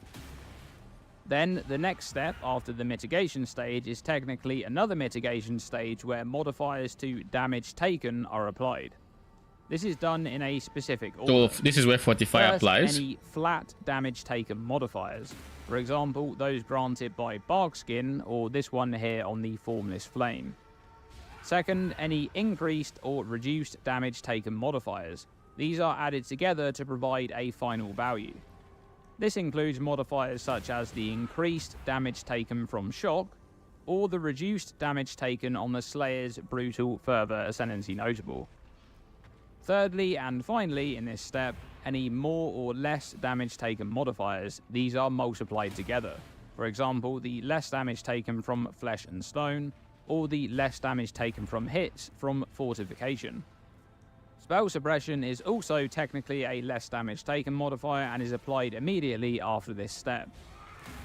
Then after those mitigation steps have taken place, if the damage is a hit, stun chance is rolled based on the damage of the hit relative to the defender's stun threshold and also the damage type of the hit, including whether it's melee or ranged. Then the next step is block, and you can see just how far block is down in the list compared to something like evasion, even though they're both considered to be avoidance. A successful block will prevent all of the damage of a hit by default, but the hit will still take place. Importantly, block also prevents an attacker's... Oh, so it does prevent dots. So let me get this straight. Evasion is applied before block. So you would have to fail the evasion check first before the block check happens. Which changes a lot with how people build war tanks, to be honest. It basically makes evasion not worth running with war tank setups, and the reason for this is the evasion's entropy system. For those of you that might not know, evasion is an entropy system, and this system works like if you have a 90% chance to dodge an attack, it rolls a random number, and let's say it rolls a 1. It means you have a 10% chance to get hit. So I think it then adds the next roll to it or something. But it cannot be more than 10 or something like that. Either way, what this means is in 10 hits, you are all but guaranteed to get hits. You will get hit eventually. You're guaranteed at some point. It is guaranteed, and at the same time, you're guaranteed to dodge the moment you get hit, because so long as you're over 50%, because of the way the entropy system works. I'm probably butchering how it actually works, but just know it is deterministic when you dodge and when you don't after you take your first hit, pretty much. Anyways, so what this means is if you have a 20% chance to dodge, the way I saw it before was the 90% chance to block applies first. Then you have a 20% chance to dodge, which increases your effective hit pool by making it so you dodge first and ask questions later. Like basically, it would be those hits that go through your block are then have the chance to miss. But this is saying that you dodge first, then the block happens, which means the entropic system that is guaranteed to allow the hit go through will let the hit go through, and then you have a chance to block, and if the block fails, you still get hit all the same. So while evasion will still reduce the amount of hits you take overall by just not letting as many hits reach your block system, you are, I think, getting a higher chance to get hits by evasion happening so early in the calculation, which is really good to know, by the way. It's really good to know. I had no idea. On-hit effects, such as Curse on Hit. Blocking counts as mitigation for the purpose of modifiers such as the one on Divine Shield. After all of those steps have taken place, such as the one on Divine Shield. After all of those steps have taken place, the damage is now to be dealt to the receiving entity, but it must first be calculated where the damage is dealt to. First, any modifiers which make another entity take the damage before you are applied. For example, the Totem Mastery to make 5% of damage from hits be taken. Stone Golem of Safeguarding is also here. You. If the totem dies, or if you have no totems alive, the damage isn't removed, it's simply redirected back to you. Next, any buffs which take damage before your life or energy shield, and this includes things such as Aegis abilities or guard skills. Then, the damage is to be dealt to the defender in an order of resources, beginning with Ward if the damage is a hit, and then Energy Shield, and then Life. Once damage is being dealt to life, any modifiers which make damage be dealt to mana before life are applied, such as Mind over Matter. And at this stage, when damage is dealt to life, this is where any interactions to loss of life from damage taken are applied.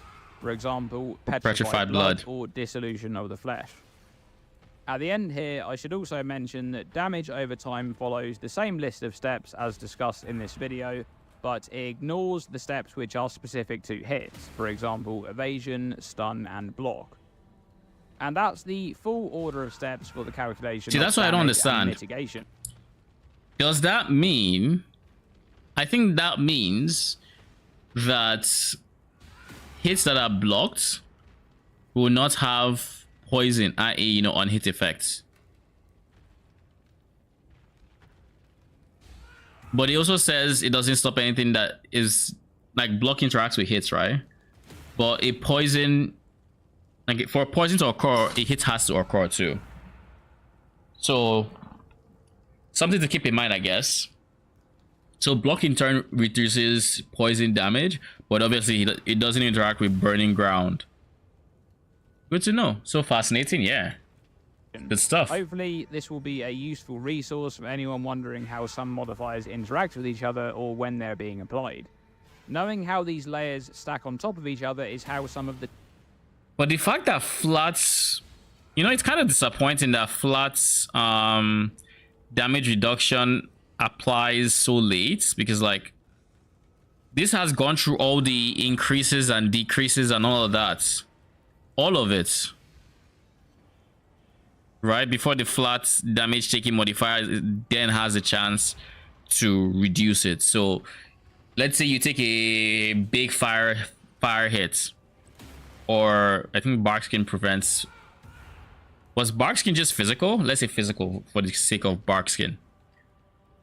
It has that physical damage would have gone through increased modifiers, you know, more modifiers. It has gone through all those different sources of increases and reductions externally to then remove the flat value from that. I mean, granted, if it was base damage reduction, then that'd be kind of broken, like genuinely broken. So I guess I understand why it's as far as it is. And minus 200, I guess minus 200 is still like a decent chunk of damage to reduce. But the sources that typically reduce damage typically don't reduce that much. The tankiest characters in the game are created.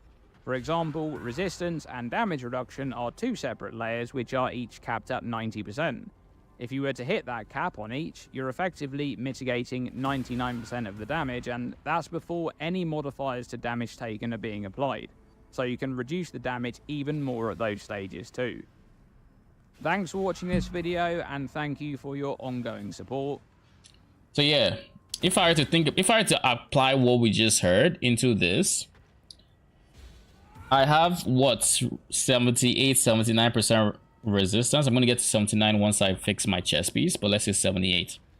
I have 78% resist right now, and get rid of this. I need to turn this off on my loot filter. I don't pick this up anymore. Anyways, 78, and then my EDR when I have 4 endurance charges is like 16%, right? And then do I have other sources of elemental damage reduction? I feel like I do. What sources of EDR do I have other than endurance charges? I used to have Immortal Core, which would apply to the damage reduction portion of it, whereas this one, Steel Skin, applies, I guess, after all the modifiers. It takes it before I take it from life or ES.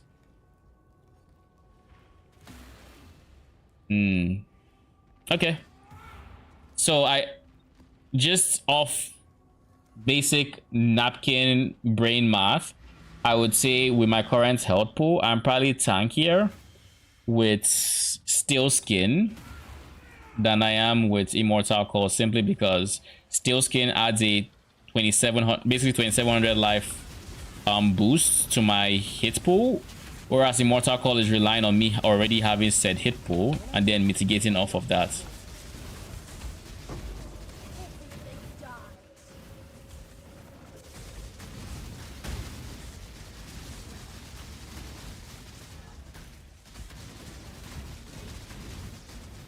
Am I the only one that finds videos like that fascinating? where you just get to learn about the game. I remember watching one about dots way back when. I think it was a subtracting video about ignite and poison and whatnot, and this was way back when I was making a poison ballista build or something.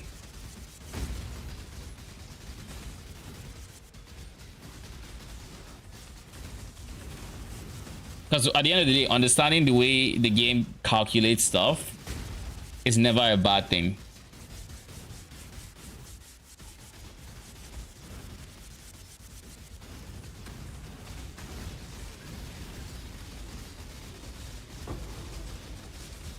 Look at this.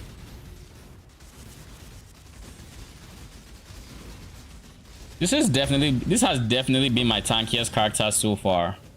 Simply because of how much golem scaling I've been able to get because of the nature of the build and all of that. Physical damage is not an issue. Elemental damage, not really an issue.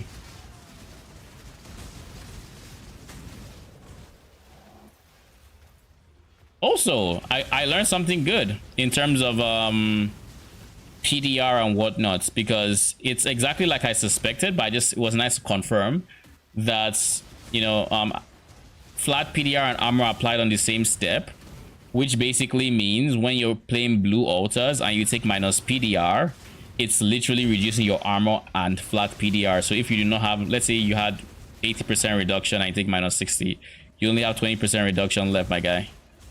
You know. But conversely, you know, because you know it's taking place in the same step, to run that modifier, you have to use items like well, my current chest piece is nice, but items that redirect physical damage. So lightning coil would probably be your best bet to dealing with minus PDR, or cloak of flames.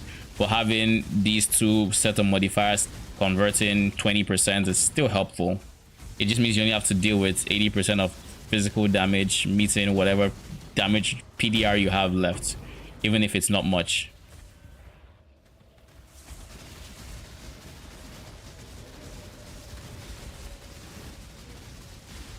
Even if it's not much.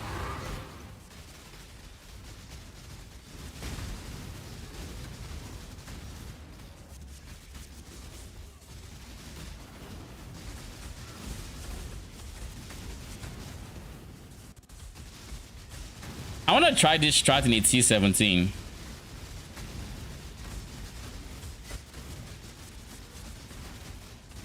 It doesn't really do anything for the harbingers except pack size, but I kind of want to see. I want to see if it makes any difference to me. I want to see how the boss feels, how everything feels, pretty much. And of course, with the increased pack size, do I feel any increase in loots as well? I don't know that harbingers are worth I don't know that they are worth trying to do in T17s, simply because, like I said, they only care about pack size. Now granted, you have bigger pack size, so it's still nice, but is the difference worth it, is the question.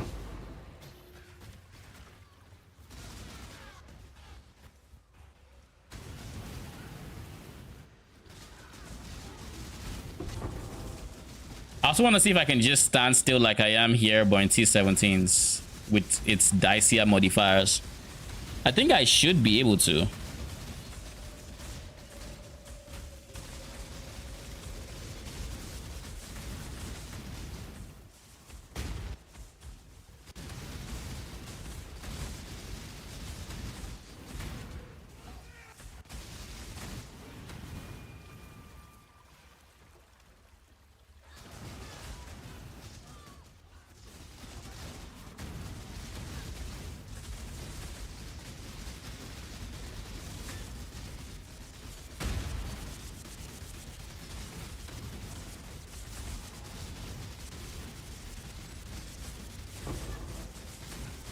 It's interesting how now that I'm constantly getting hit by all the orbs, I don't have to worry about my ES running out for the purpose of regenerating swords. So in theory, I just have an endless source of like regular swords because I never run out of ES.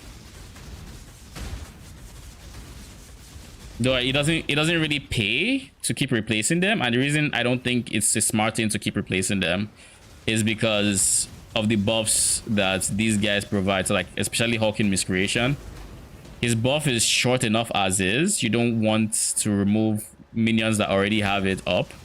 You don't want to make them, you know, not have it and all of that.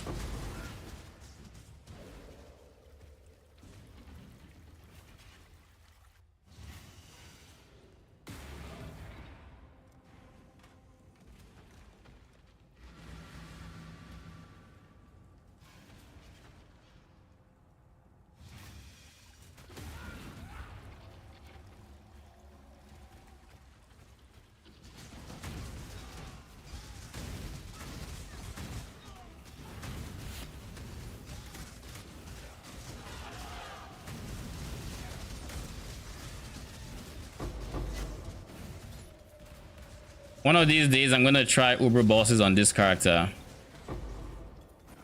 But I think it's once I level up a bit more. So once I hit like level 90, I think my goal right now is level 96. Once I hit level 96, I think I can fit everything I want to fit. I think. Could be wrong on that. But in terms of having the large cluster jewel and all of that, I think I can.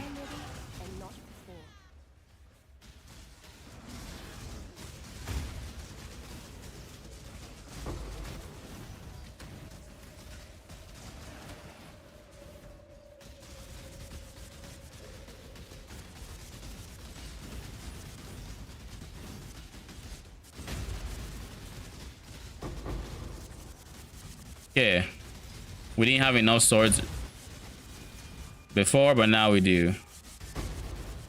Oh, we have negative, what's it called? Negative frame rate. We're playing on FPMs right now.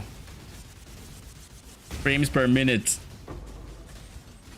Okay, some harbingers are dying, I think, which makes it so my frame rate is improving.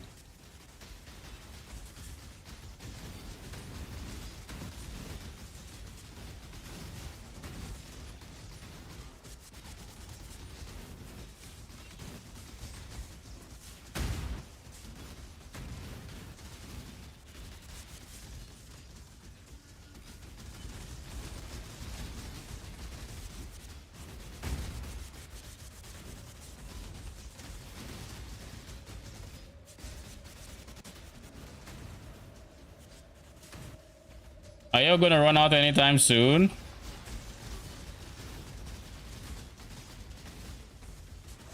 I have no idea what happens when I just start taking big damage. I don't know if it's just Progenesis getting to its like not keeping up, or if it's, I have no idea. There we go.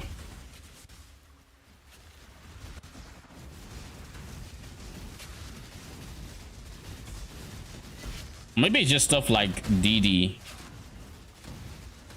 It's entirely possible. Bring the beast in my sight, exile. You are well prepared for the end. This is a fine. Is the Harbinger done?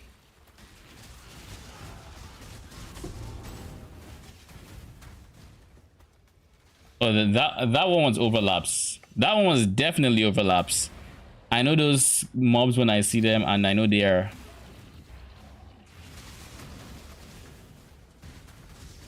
Yeah. They tend to shotgun a whole lot.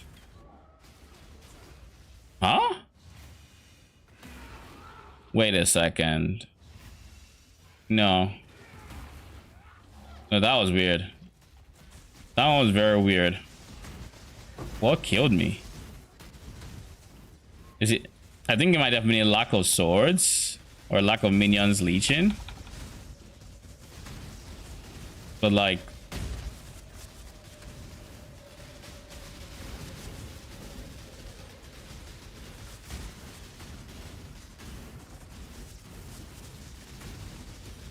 going to convocate them to me simply because when they are on me, they spread out more.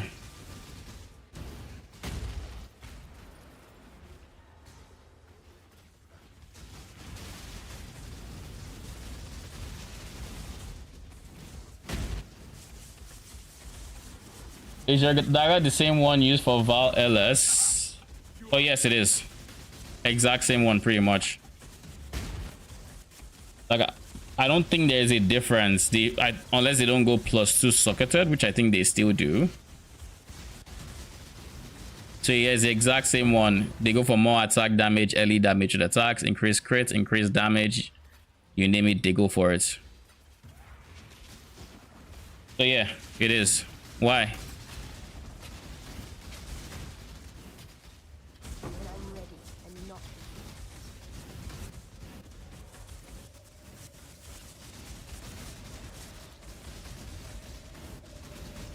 And the only reason I think I even know that it is used in Val LS is because I realized it was the exact same one. Was it Crouching Tuna made?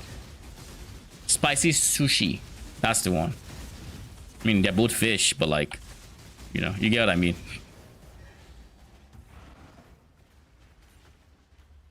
Hello? Guys? Is there a reason you all left that alive?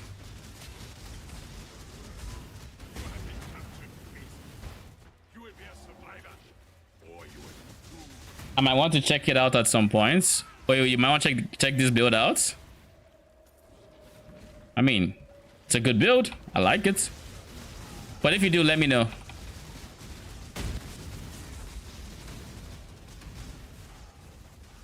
Let's get glass blowers.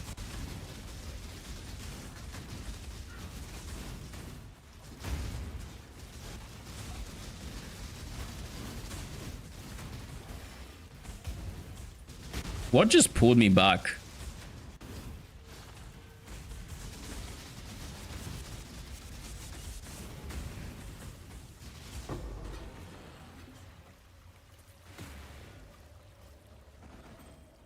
Okay, we're down the map. Now I'm going to do the exact same strat in a T17. You know what I'm gonna do? I'm gonna run one of the T17s that I haven't done in a while. Or actually, no, one that I haven't even done at all. So we're going to do. What should we do? I have never done Abomination. I have never done Citadel. I have never been able to do Citadel because this is my first build that doesn't care about action speed reducing. Only 10 maps to go. 10 maps to go. Oh, for your completion, right? Nice. I've only run Fortress 1. So I'm going to run basically every T17 we haven't run for the first time. And we're just going to knock this one out while we're at it. 250 quants. So let's do it. I think the goal should be 140 or something before anything else. Tearing Exarch. Monsters cannot be stunned. Don't care. Temporal chains. Reduce. No. Gain phasers. Don't care. Block AD. Can't do that. Block AD. Nope. Lowish quant. Reflect LE. Drowning orbs. I would rather not deal with drowning orbs, but I can deal with it. Less cooldown recovery rate is. I don't care.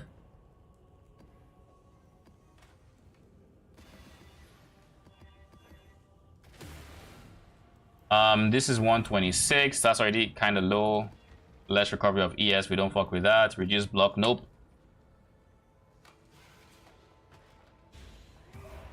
Volatile cores. Nope. We nope the fuck out. Meteor. Nope. Block. No. Meteor. No. Volatile cores. No. Minions deal no damage. No. Remove life from minions. No. More monster life damage. Damage. Endurance charges. Early weakness. Temporal chains. This is fine.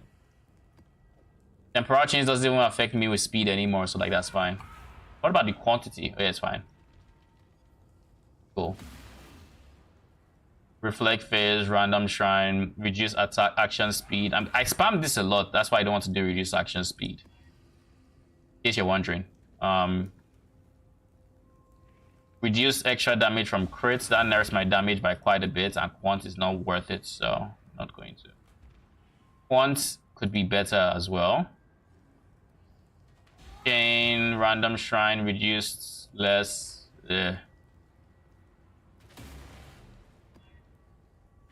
Block, no. EDR, don't care. Petrification, don't care. Awakeness, Desolation. I don't want to lose. I really don't want to lose my AG. And with Harbingers, it's even worse because the moment my AG stops regenerating life, he could just blink out of existence. So I'm not down for that. Phase as extra, pets. Reduce max total life, mana, and ES recovery per second from Leech. That is very unideal, but we have instant Leech, so we can deal with it, and the Quant is fine. So what do we want to run first? I guess we'll go with the easiest one first, being Fortress. And then from there...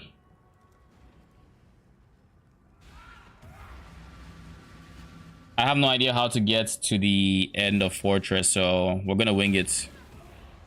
Also, we don't do this in Fortress. I don't care about rarity as much because it's already T17. So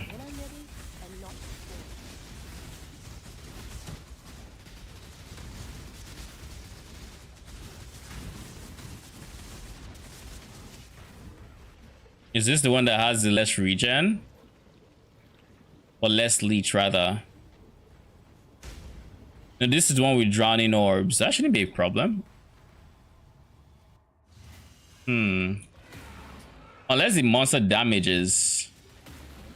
Is there monster damage anywhere? No. Yeah. Not sure why. Probably just a lack of minions leeching. After all, my weakest point is when I just zone into a map because I have the least amount of minions there for leech purposes.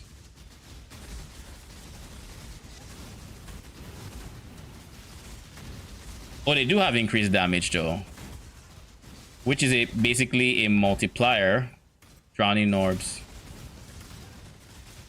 It's a multiplier seeing as there's no other source of increased damage.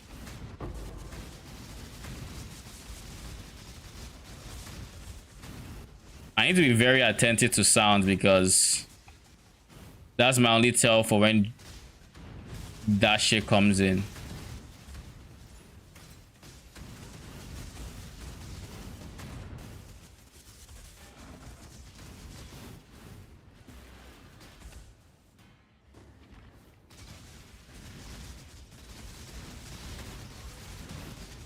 This is 200% more Scarabs. It is such a shame.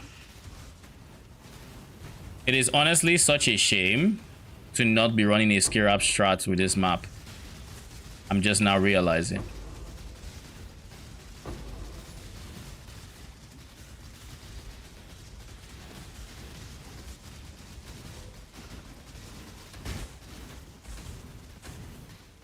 Where's my Quant? Is it just me? Oh, I can't see Quant.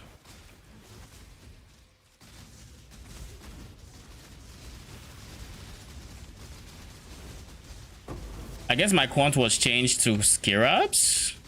Oh no, it's here. It's here. I need a...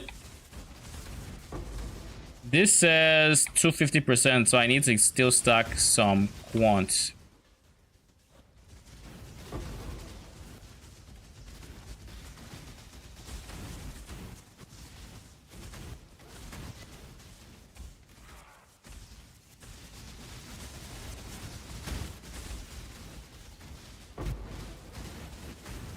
Ooh, just a flat ancient. I'll take it. Why have no altars spawned?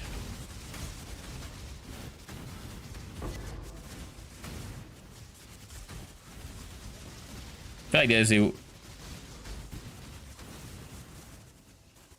I feel like the drowning orbs have been less of a problem than I would expect them to be.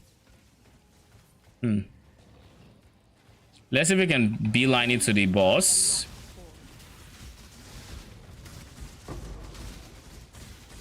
I kind of want to beeline into the boss, but I also kind of want to pick up an extra source of, what do you call it? I want to pick up an extra source of quant, because I think this is complete with, so when you beat the boss, you need to have 250% quant. And I'm currently sitting at 237, so I need just an altar. An Eldritch altar. That's all I need.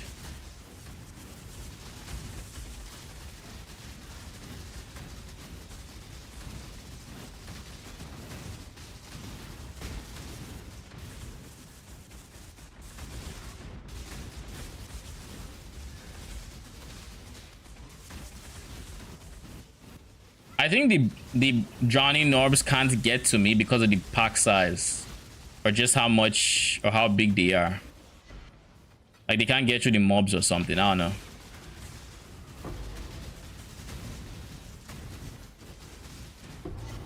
Where are Eldritch monsters? Am I bugging? I don't see them.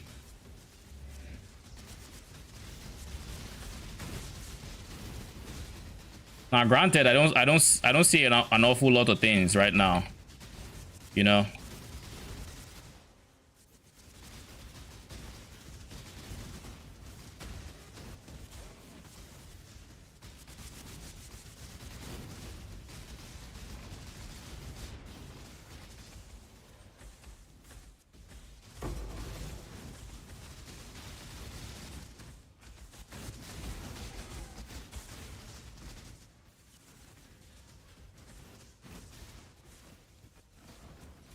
My swords all died.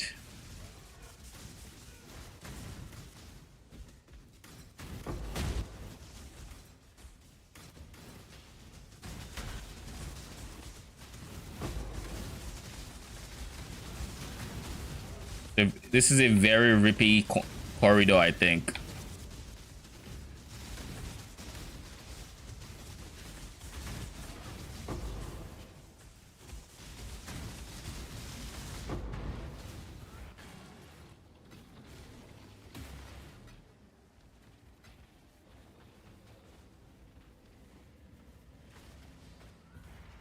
Nah, I still haven't seen a single altar. And is it just me, or am I just not seeing like the random spawns that constitutes, like I'm not seeing the random spawns that basically make up Eldritch. Are these Eldritch mobs? No. Where are Eldritch mobs? Like it is actually very weird that I haven't seen a single one so far.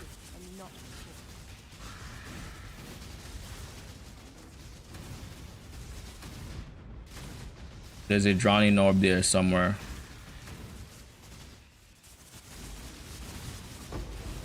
I think it's very weird, at least.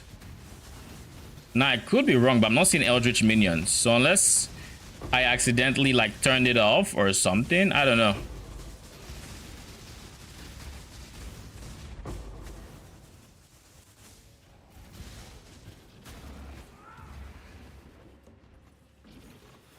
Yeah, these are Eldritch minions. I just saw a molten. So it's just bad RNG then. Oh, thank you. I'll take the containment. Because, like, not a single altar has spawned. I just want to get to 250. Is that so hard? Like, bruh. Y'all want me to full clear this before you show me a single altar? Come on. Stop it. What just pushed me? Like, keep in mind, I've already found the boss room. I'm just literally looking for an altar. Something. Anything.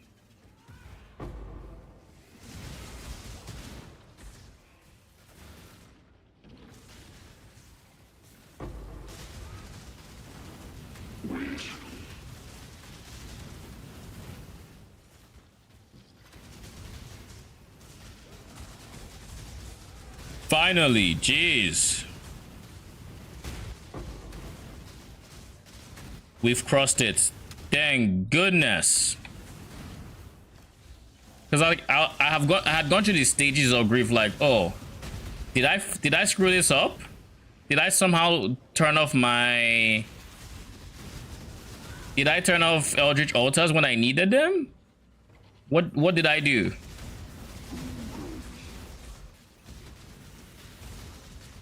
Okay, let's go. We'll go kill the boss soon. We're already here.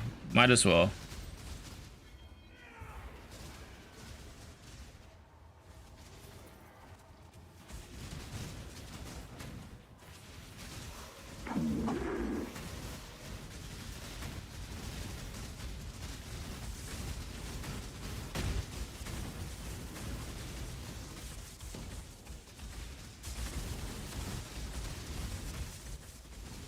I need to be a bit careful because we don't have the maximum amount of swords we can have, so...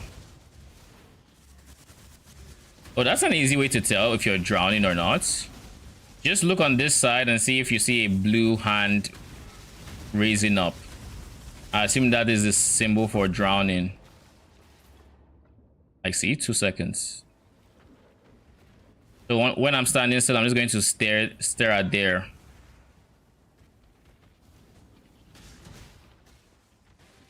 How's the new build going? It's going pretty good.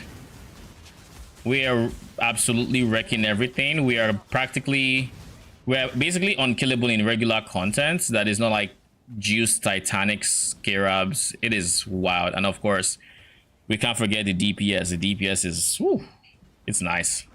I like it.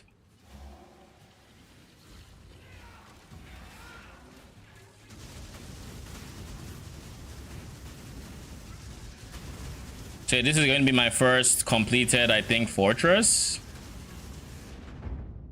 Oh, drowning, eh? I don't want to drown. Are you dead? Yep, he's dead. I got distracted for 1 second and he goes ahead and dies. But yeah. First map done. That should... Okay, cool. Next we have Abomination. This is 141, so it should be easy-ish. Looks poggy. Yeah, like when the build started scaling, once it's ow. Okay. Note to self, do not mess around with world shatterers when you first spawn into a map. I'm gonna have to deal with all of this BS and try to get my swords out before I deal with the jumping goats. I need this to... I need that to do its thing. But like, these guys are...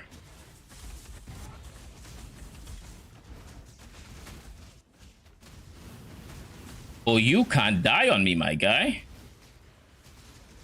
I just need to survive long enough to summon my swords. Basically, once they are up, okay, fine. We're chilling now. We actually have our swords up. I think that's like one of the weaker points of the build, where you're most vulnerable when you spawn into a map. And if the map just puts some BS... I couldn't move. Was there a rogue exile? It looked like something stopped me from moving.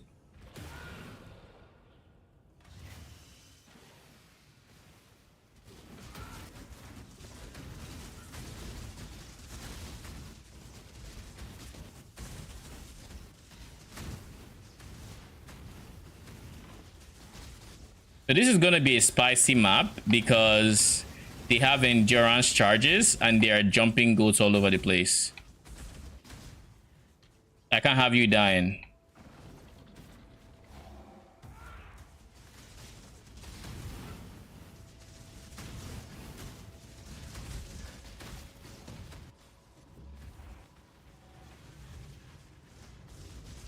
Like, I saw my AG's, yeah, there is something.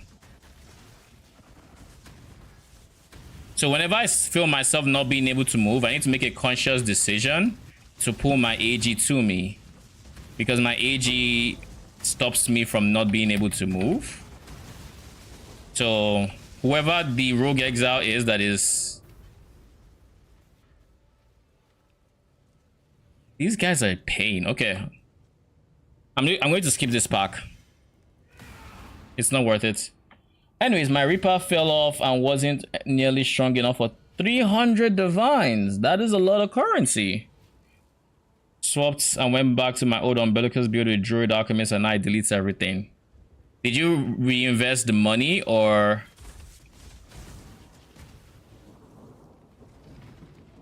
Okay, we just skip that pack.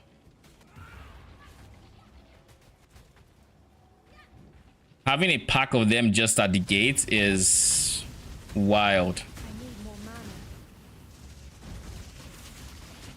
Especially with all the Fizzers extra they have. When I'm ready, and not Because they have, what, Fizz as random element, almost 400%.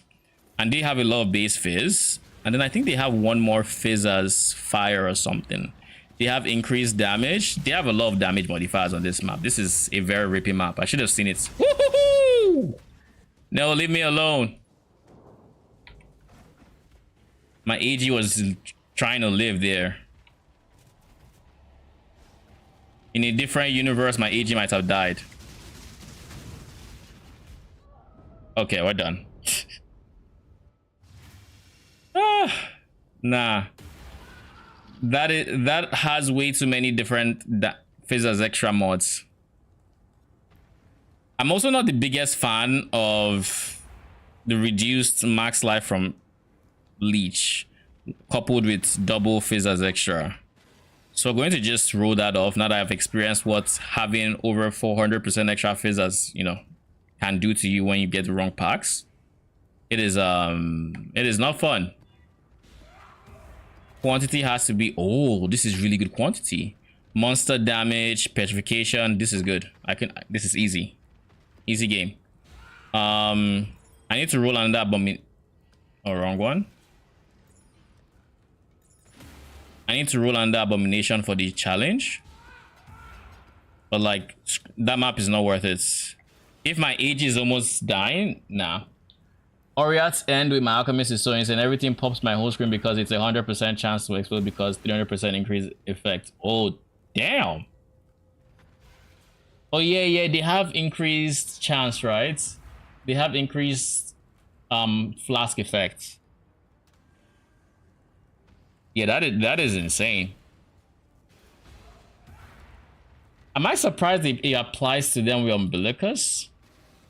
I think I kind of am. Where's abomination? Oh no, that could not have been my only abomination. Oh, it was. That is unfortunate.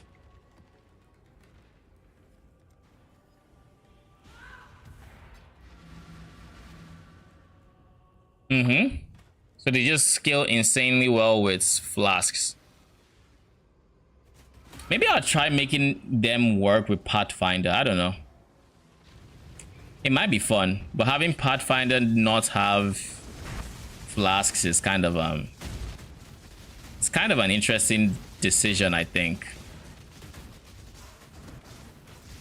But it will make it so they have higher flask uptime. Yo, to be fair,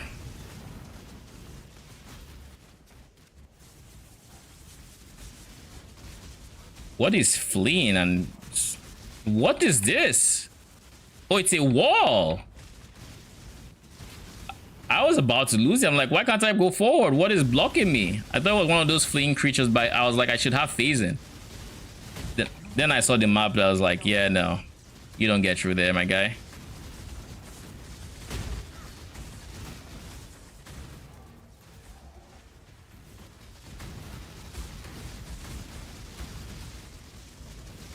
So when I get rooted in place by my age, when I get rooted in place by the rogue exile, it doesn't look like, it kind of doesn't look like my AG can stop that, which is unfortunate to say the least. I hate that this is terrain. That should not be terrain. It doesn't look like terrain. It looks like something a monster would spawn. You don't even need to because the chest craft and the... What chest craft are you talking about? Is there a flask chest craft? Or... What do you mean? Is a dead end.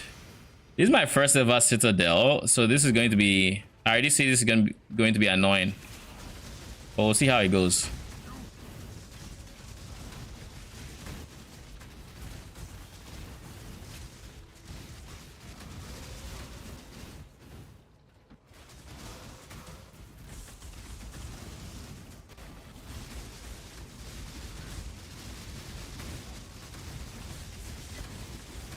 Last... Oh, that one? Is that enough? That is not enough for 100% uptime, is it?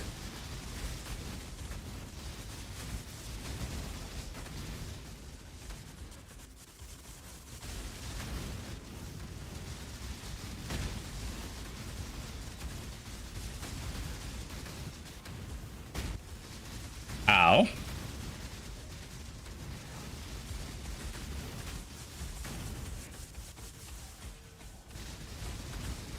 See, like, this is a whole lot more manageable. Like, this is... Well, this is mostly tanky mods, I think. This is endurance charge. So they have 60% elemental damage reduction. Then they have increased monster damage. They are immune to my hexes, which is unideal, but like, it is what it is. I don't care too much. So they have a lot of things here that make them just outright very tanky.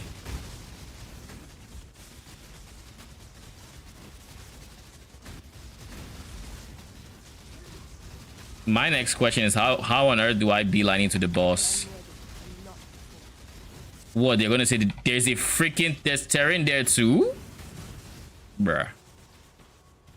My swords just casually float on over and I'm like, you know what, let's go. And then I realize I can't really do that.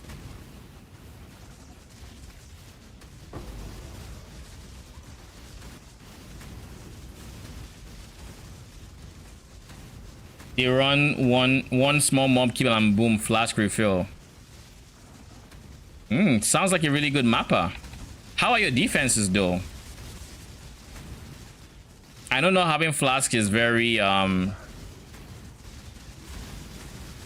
mean, it's fine if your defenses are like settled elsewhere.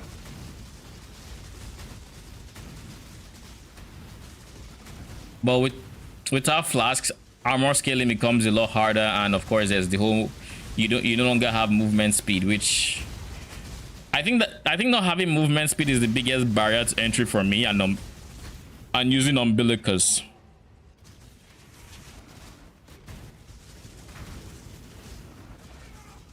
Off screen so survive because it's all gone before I get there. You know, that's a valid point. But the only thing I worry about is like single target could then be dicey.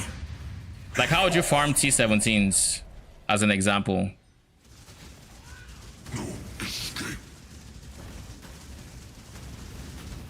I just realized I really don't care about this. Like, give me all the action speed slow you want. I'm immune to action speed slows. I will not rest until this land is cleansed. Perish. I need more mana.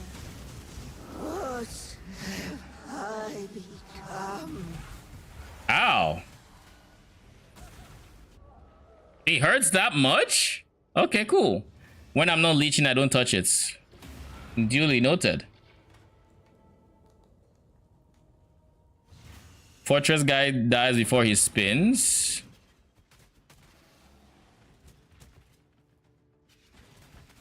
Okay.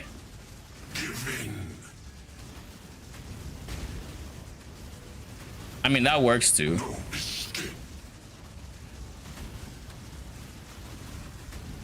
Okay, cool. I have leech now.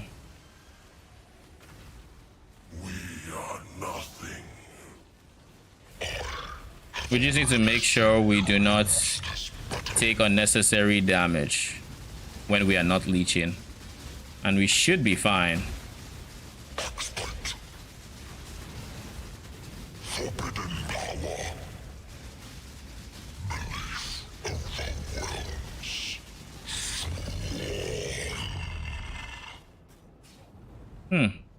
I have no idea what that was. Still grinding? Yes. Yes, I am. We have this character that I wanted to flesh out, so here we are. Are you done with the league?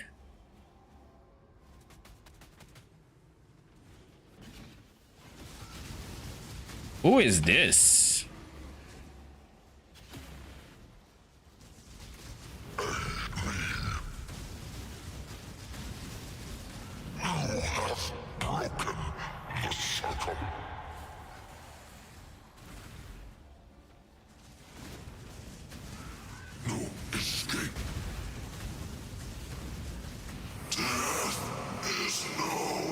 So now I just need Abomination.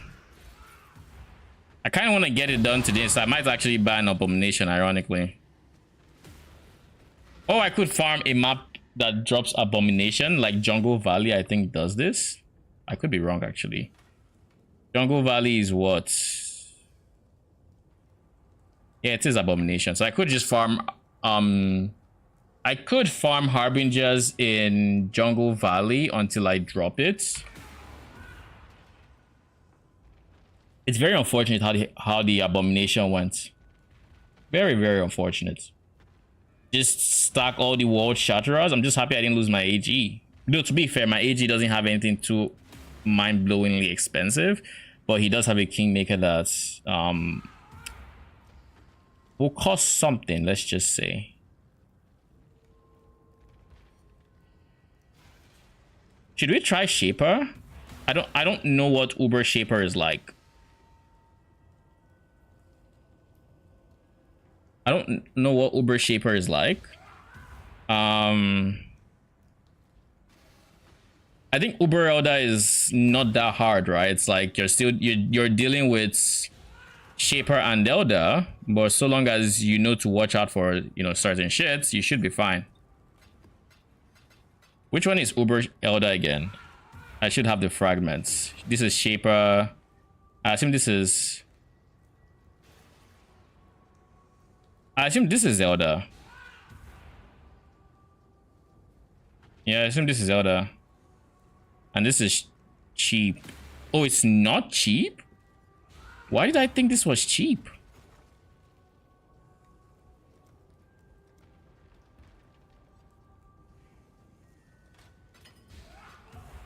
Alright, we're just going to YOLO eat this. I don't know what the mechanics are like for this fight.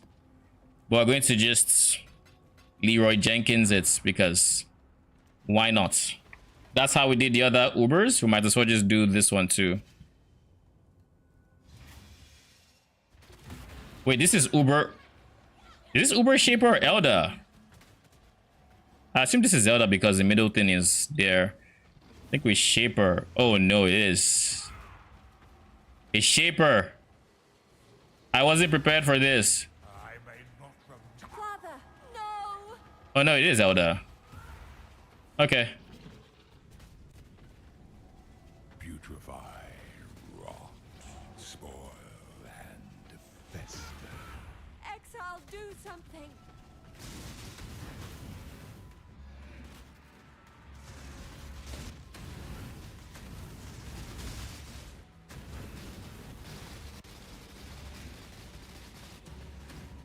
Am I not regenning? Was I not regenning?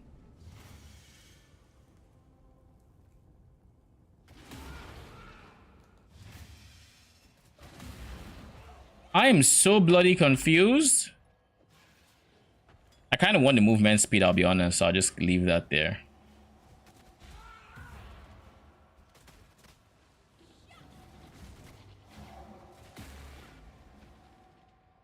This has not quite enough charges yet.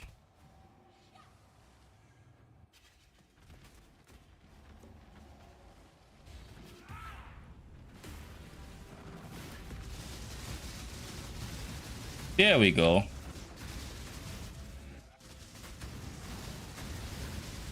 Did something disable my regen? Is there anything that disables regen here?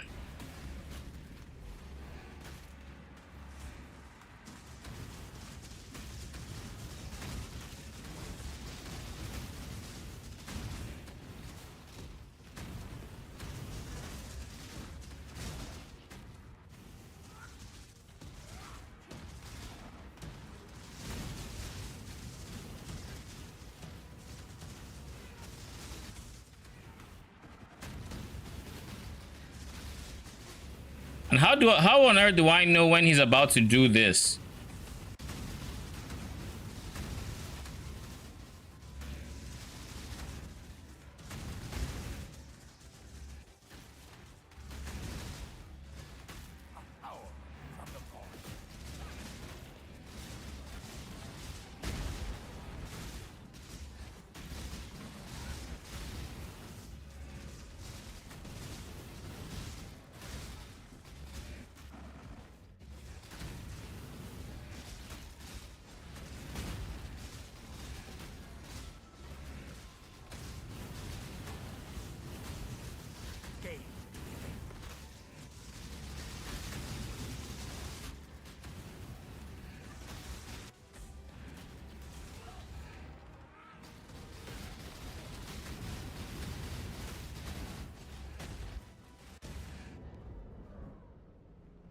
I think I stepped on some. No, it might have been one of the purple things.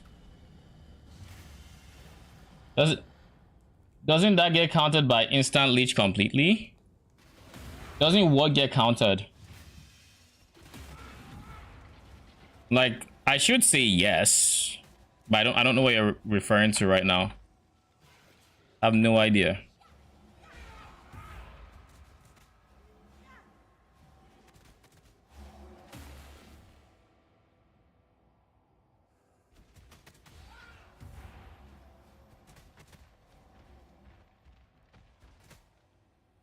Okay, so we put this on.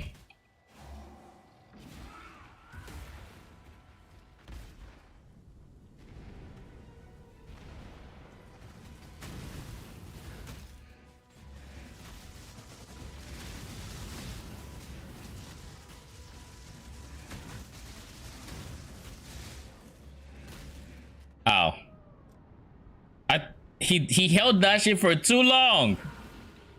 I was like, he should be done now, right? He was not. Okay, we just summon these.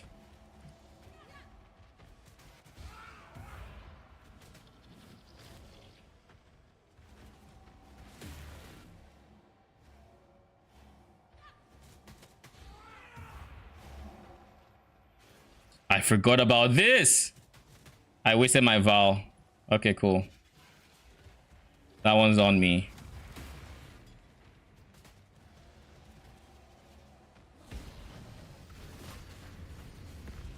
As you can imagine, I have done a very poor...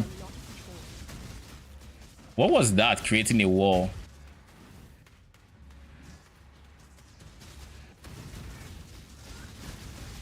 You know what it is?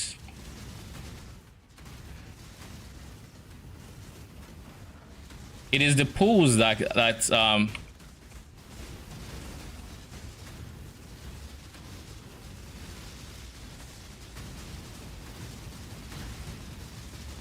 there's this purple thing. Can I click? I am so freaking close. Elda is dead. Okay. So close.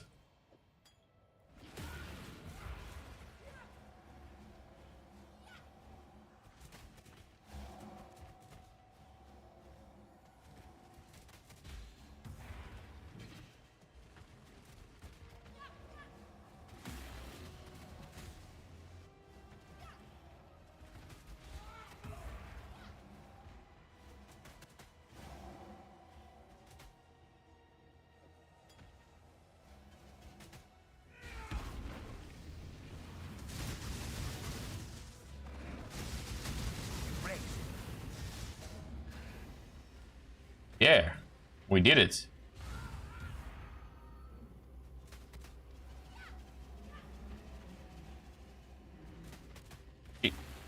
It doesn't. Ooh, I dropped stuff. What is this? What is this? The weird shape in presence. How much are they going for unID'd? Not that much, but I can sell it unID'd for probably not that much either. We'll just ID that. I have no idea what this unique does. Enfeeble has no reservation. Flammability has no reservation. Magnet presence, which is nearby enemies will be afflicted with malignant madness, reducing their damage and action speed by.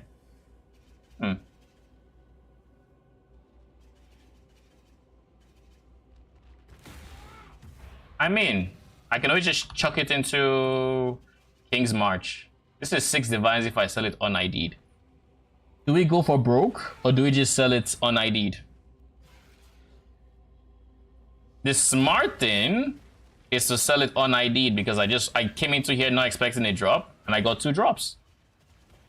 So the smart thing is to sell it unID. Do we want to do it is the question. What are the good watches eyes? Things that have triple with some sort of synergy. I think hatred tends to be on the higher side, right? Hatred. The defensive auras are, you know, they could be fine, but like odds are they're not.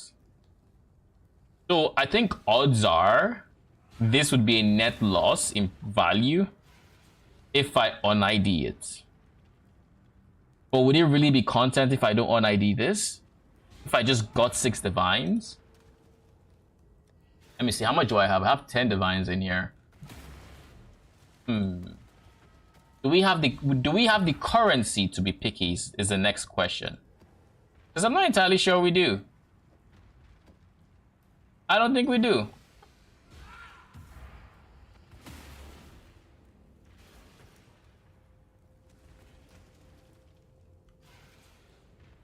Okay, we sell it.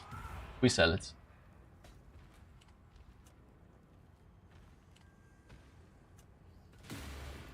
Maybe not 6 divines. Yeah, it is 6 divines. But you never know price fixers. I'll put 6.2 if I get spammed, then I increase it. But yeah. We just finished the Uber one. We can finish this. So I think we are honestly on track to getting 38 over 40. So I have to decide which 4 I do not want to do because I only care about the quarter really. If I had to say, this sounds boring AF, just going for invitations. Like it sounds like agony. So 1. Then we have this one, which is 2. Maybe I could do Izaro. I don't plan on doing. I don't plan on doing. What do you call it? Sanctum. I could do King in the Mist, but like I'd have to do Izaro and King in the Mist, and then that would involve this. But to be fair, this one also plays off of this guy, which is use Divine Fonts 10 times, which I've used it 6 times, huh? And there's this one which is free. So this is prime. I'm not doing that shit. What else is there? This guy, I can do it. I'm not even too worried about it. You, I can do this. You, also easy. I guess I should have used my Chaos Orb on my last rogue equipment crafts before crafting. Abyss. have brought Abyss is easy. I just need to find something that I'm probably not gonna use again. Something that's not corrupted and that I probably wouldn't use.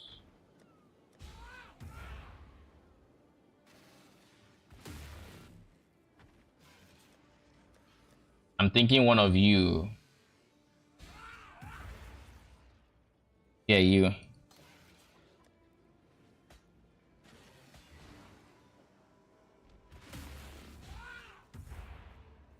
Huh? I guess Ghastly Jewels don't count. Duly noted. Vingta's square is basically done. I can just get it and do it.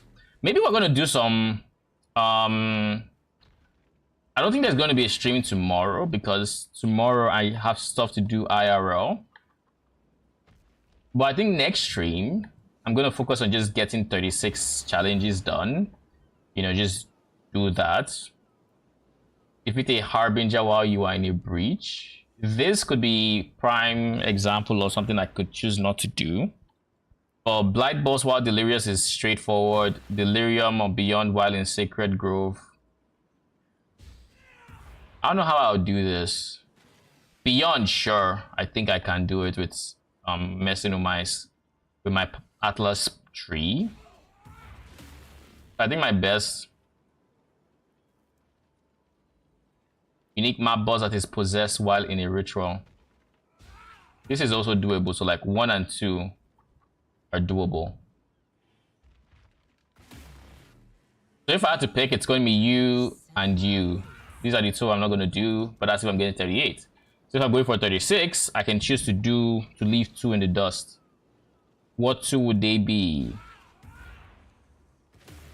What are the 2 most tedious? You, but you're practically done, so I might as well finish it off already. You... I already said I'm not doing both this too. Maybe this one. This one seems a bit tedious, so this is one more. What else? Gleaming Gems. I kind of don't like the divination font. So I might naturally do it. I might just leave that one because it involves lab running. And we all know how I feel about lab running. Yeah, I think that might be the one. The 4th one.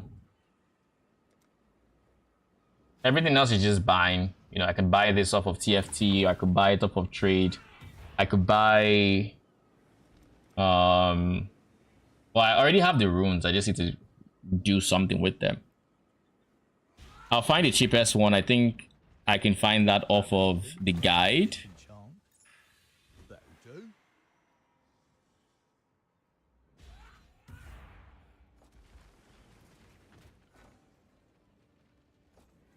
But yeah, we're going to continue Harbingers off stream. I think that is the plan. And when we're done with this 20 map sets or whatever, I'm going to decide if I want to continue Harbingers because it's a nice strat, you know, but I don't know how profitable it is, A. And B, I'm literally AFKing it. So I feel like maybe I want to do something more active. Maybe I want to just farm maps. I don't know. It is the perfect strategy for this build in any case because I get to stand still. I get to summon swords. It doesn't require me to move. It's a very calm strategy. It's a very, you know, chill strategy. But I also want to level up rather quickly. So Breach might be a better fit for that purpose. Breach and Shrine. So I might look at an XP farm and instead go for that to try to get to like 96, 97 and just respec those nodes I still need to spec. But anyways, thank you for stopping by. Appreciate y'all. Had fun. I'm gonna be back on most likely Monday. Tomorrow is still up in the air. I could still stream, but we'll see. I doubt I will. I think I'm actually busy IRL, so tomorrow is probably I'm not gonna be live, but Monday 100%. Anyways, see you guys then, and good night.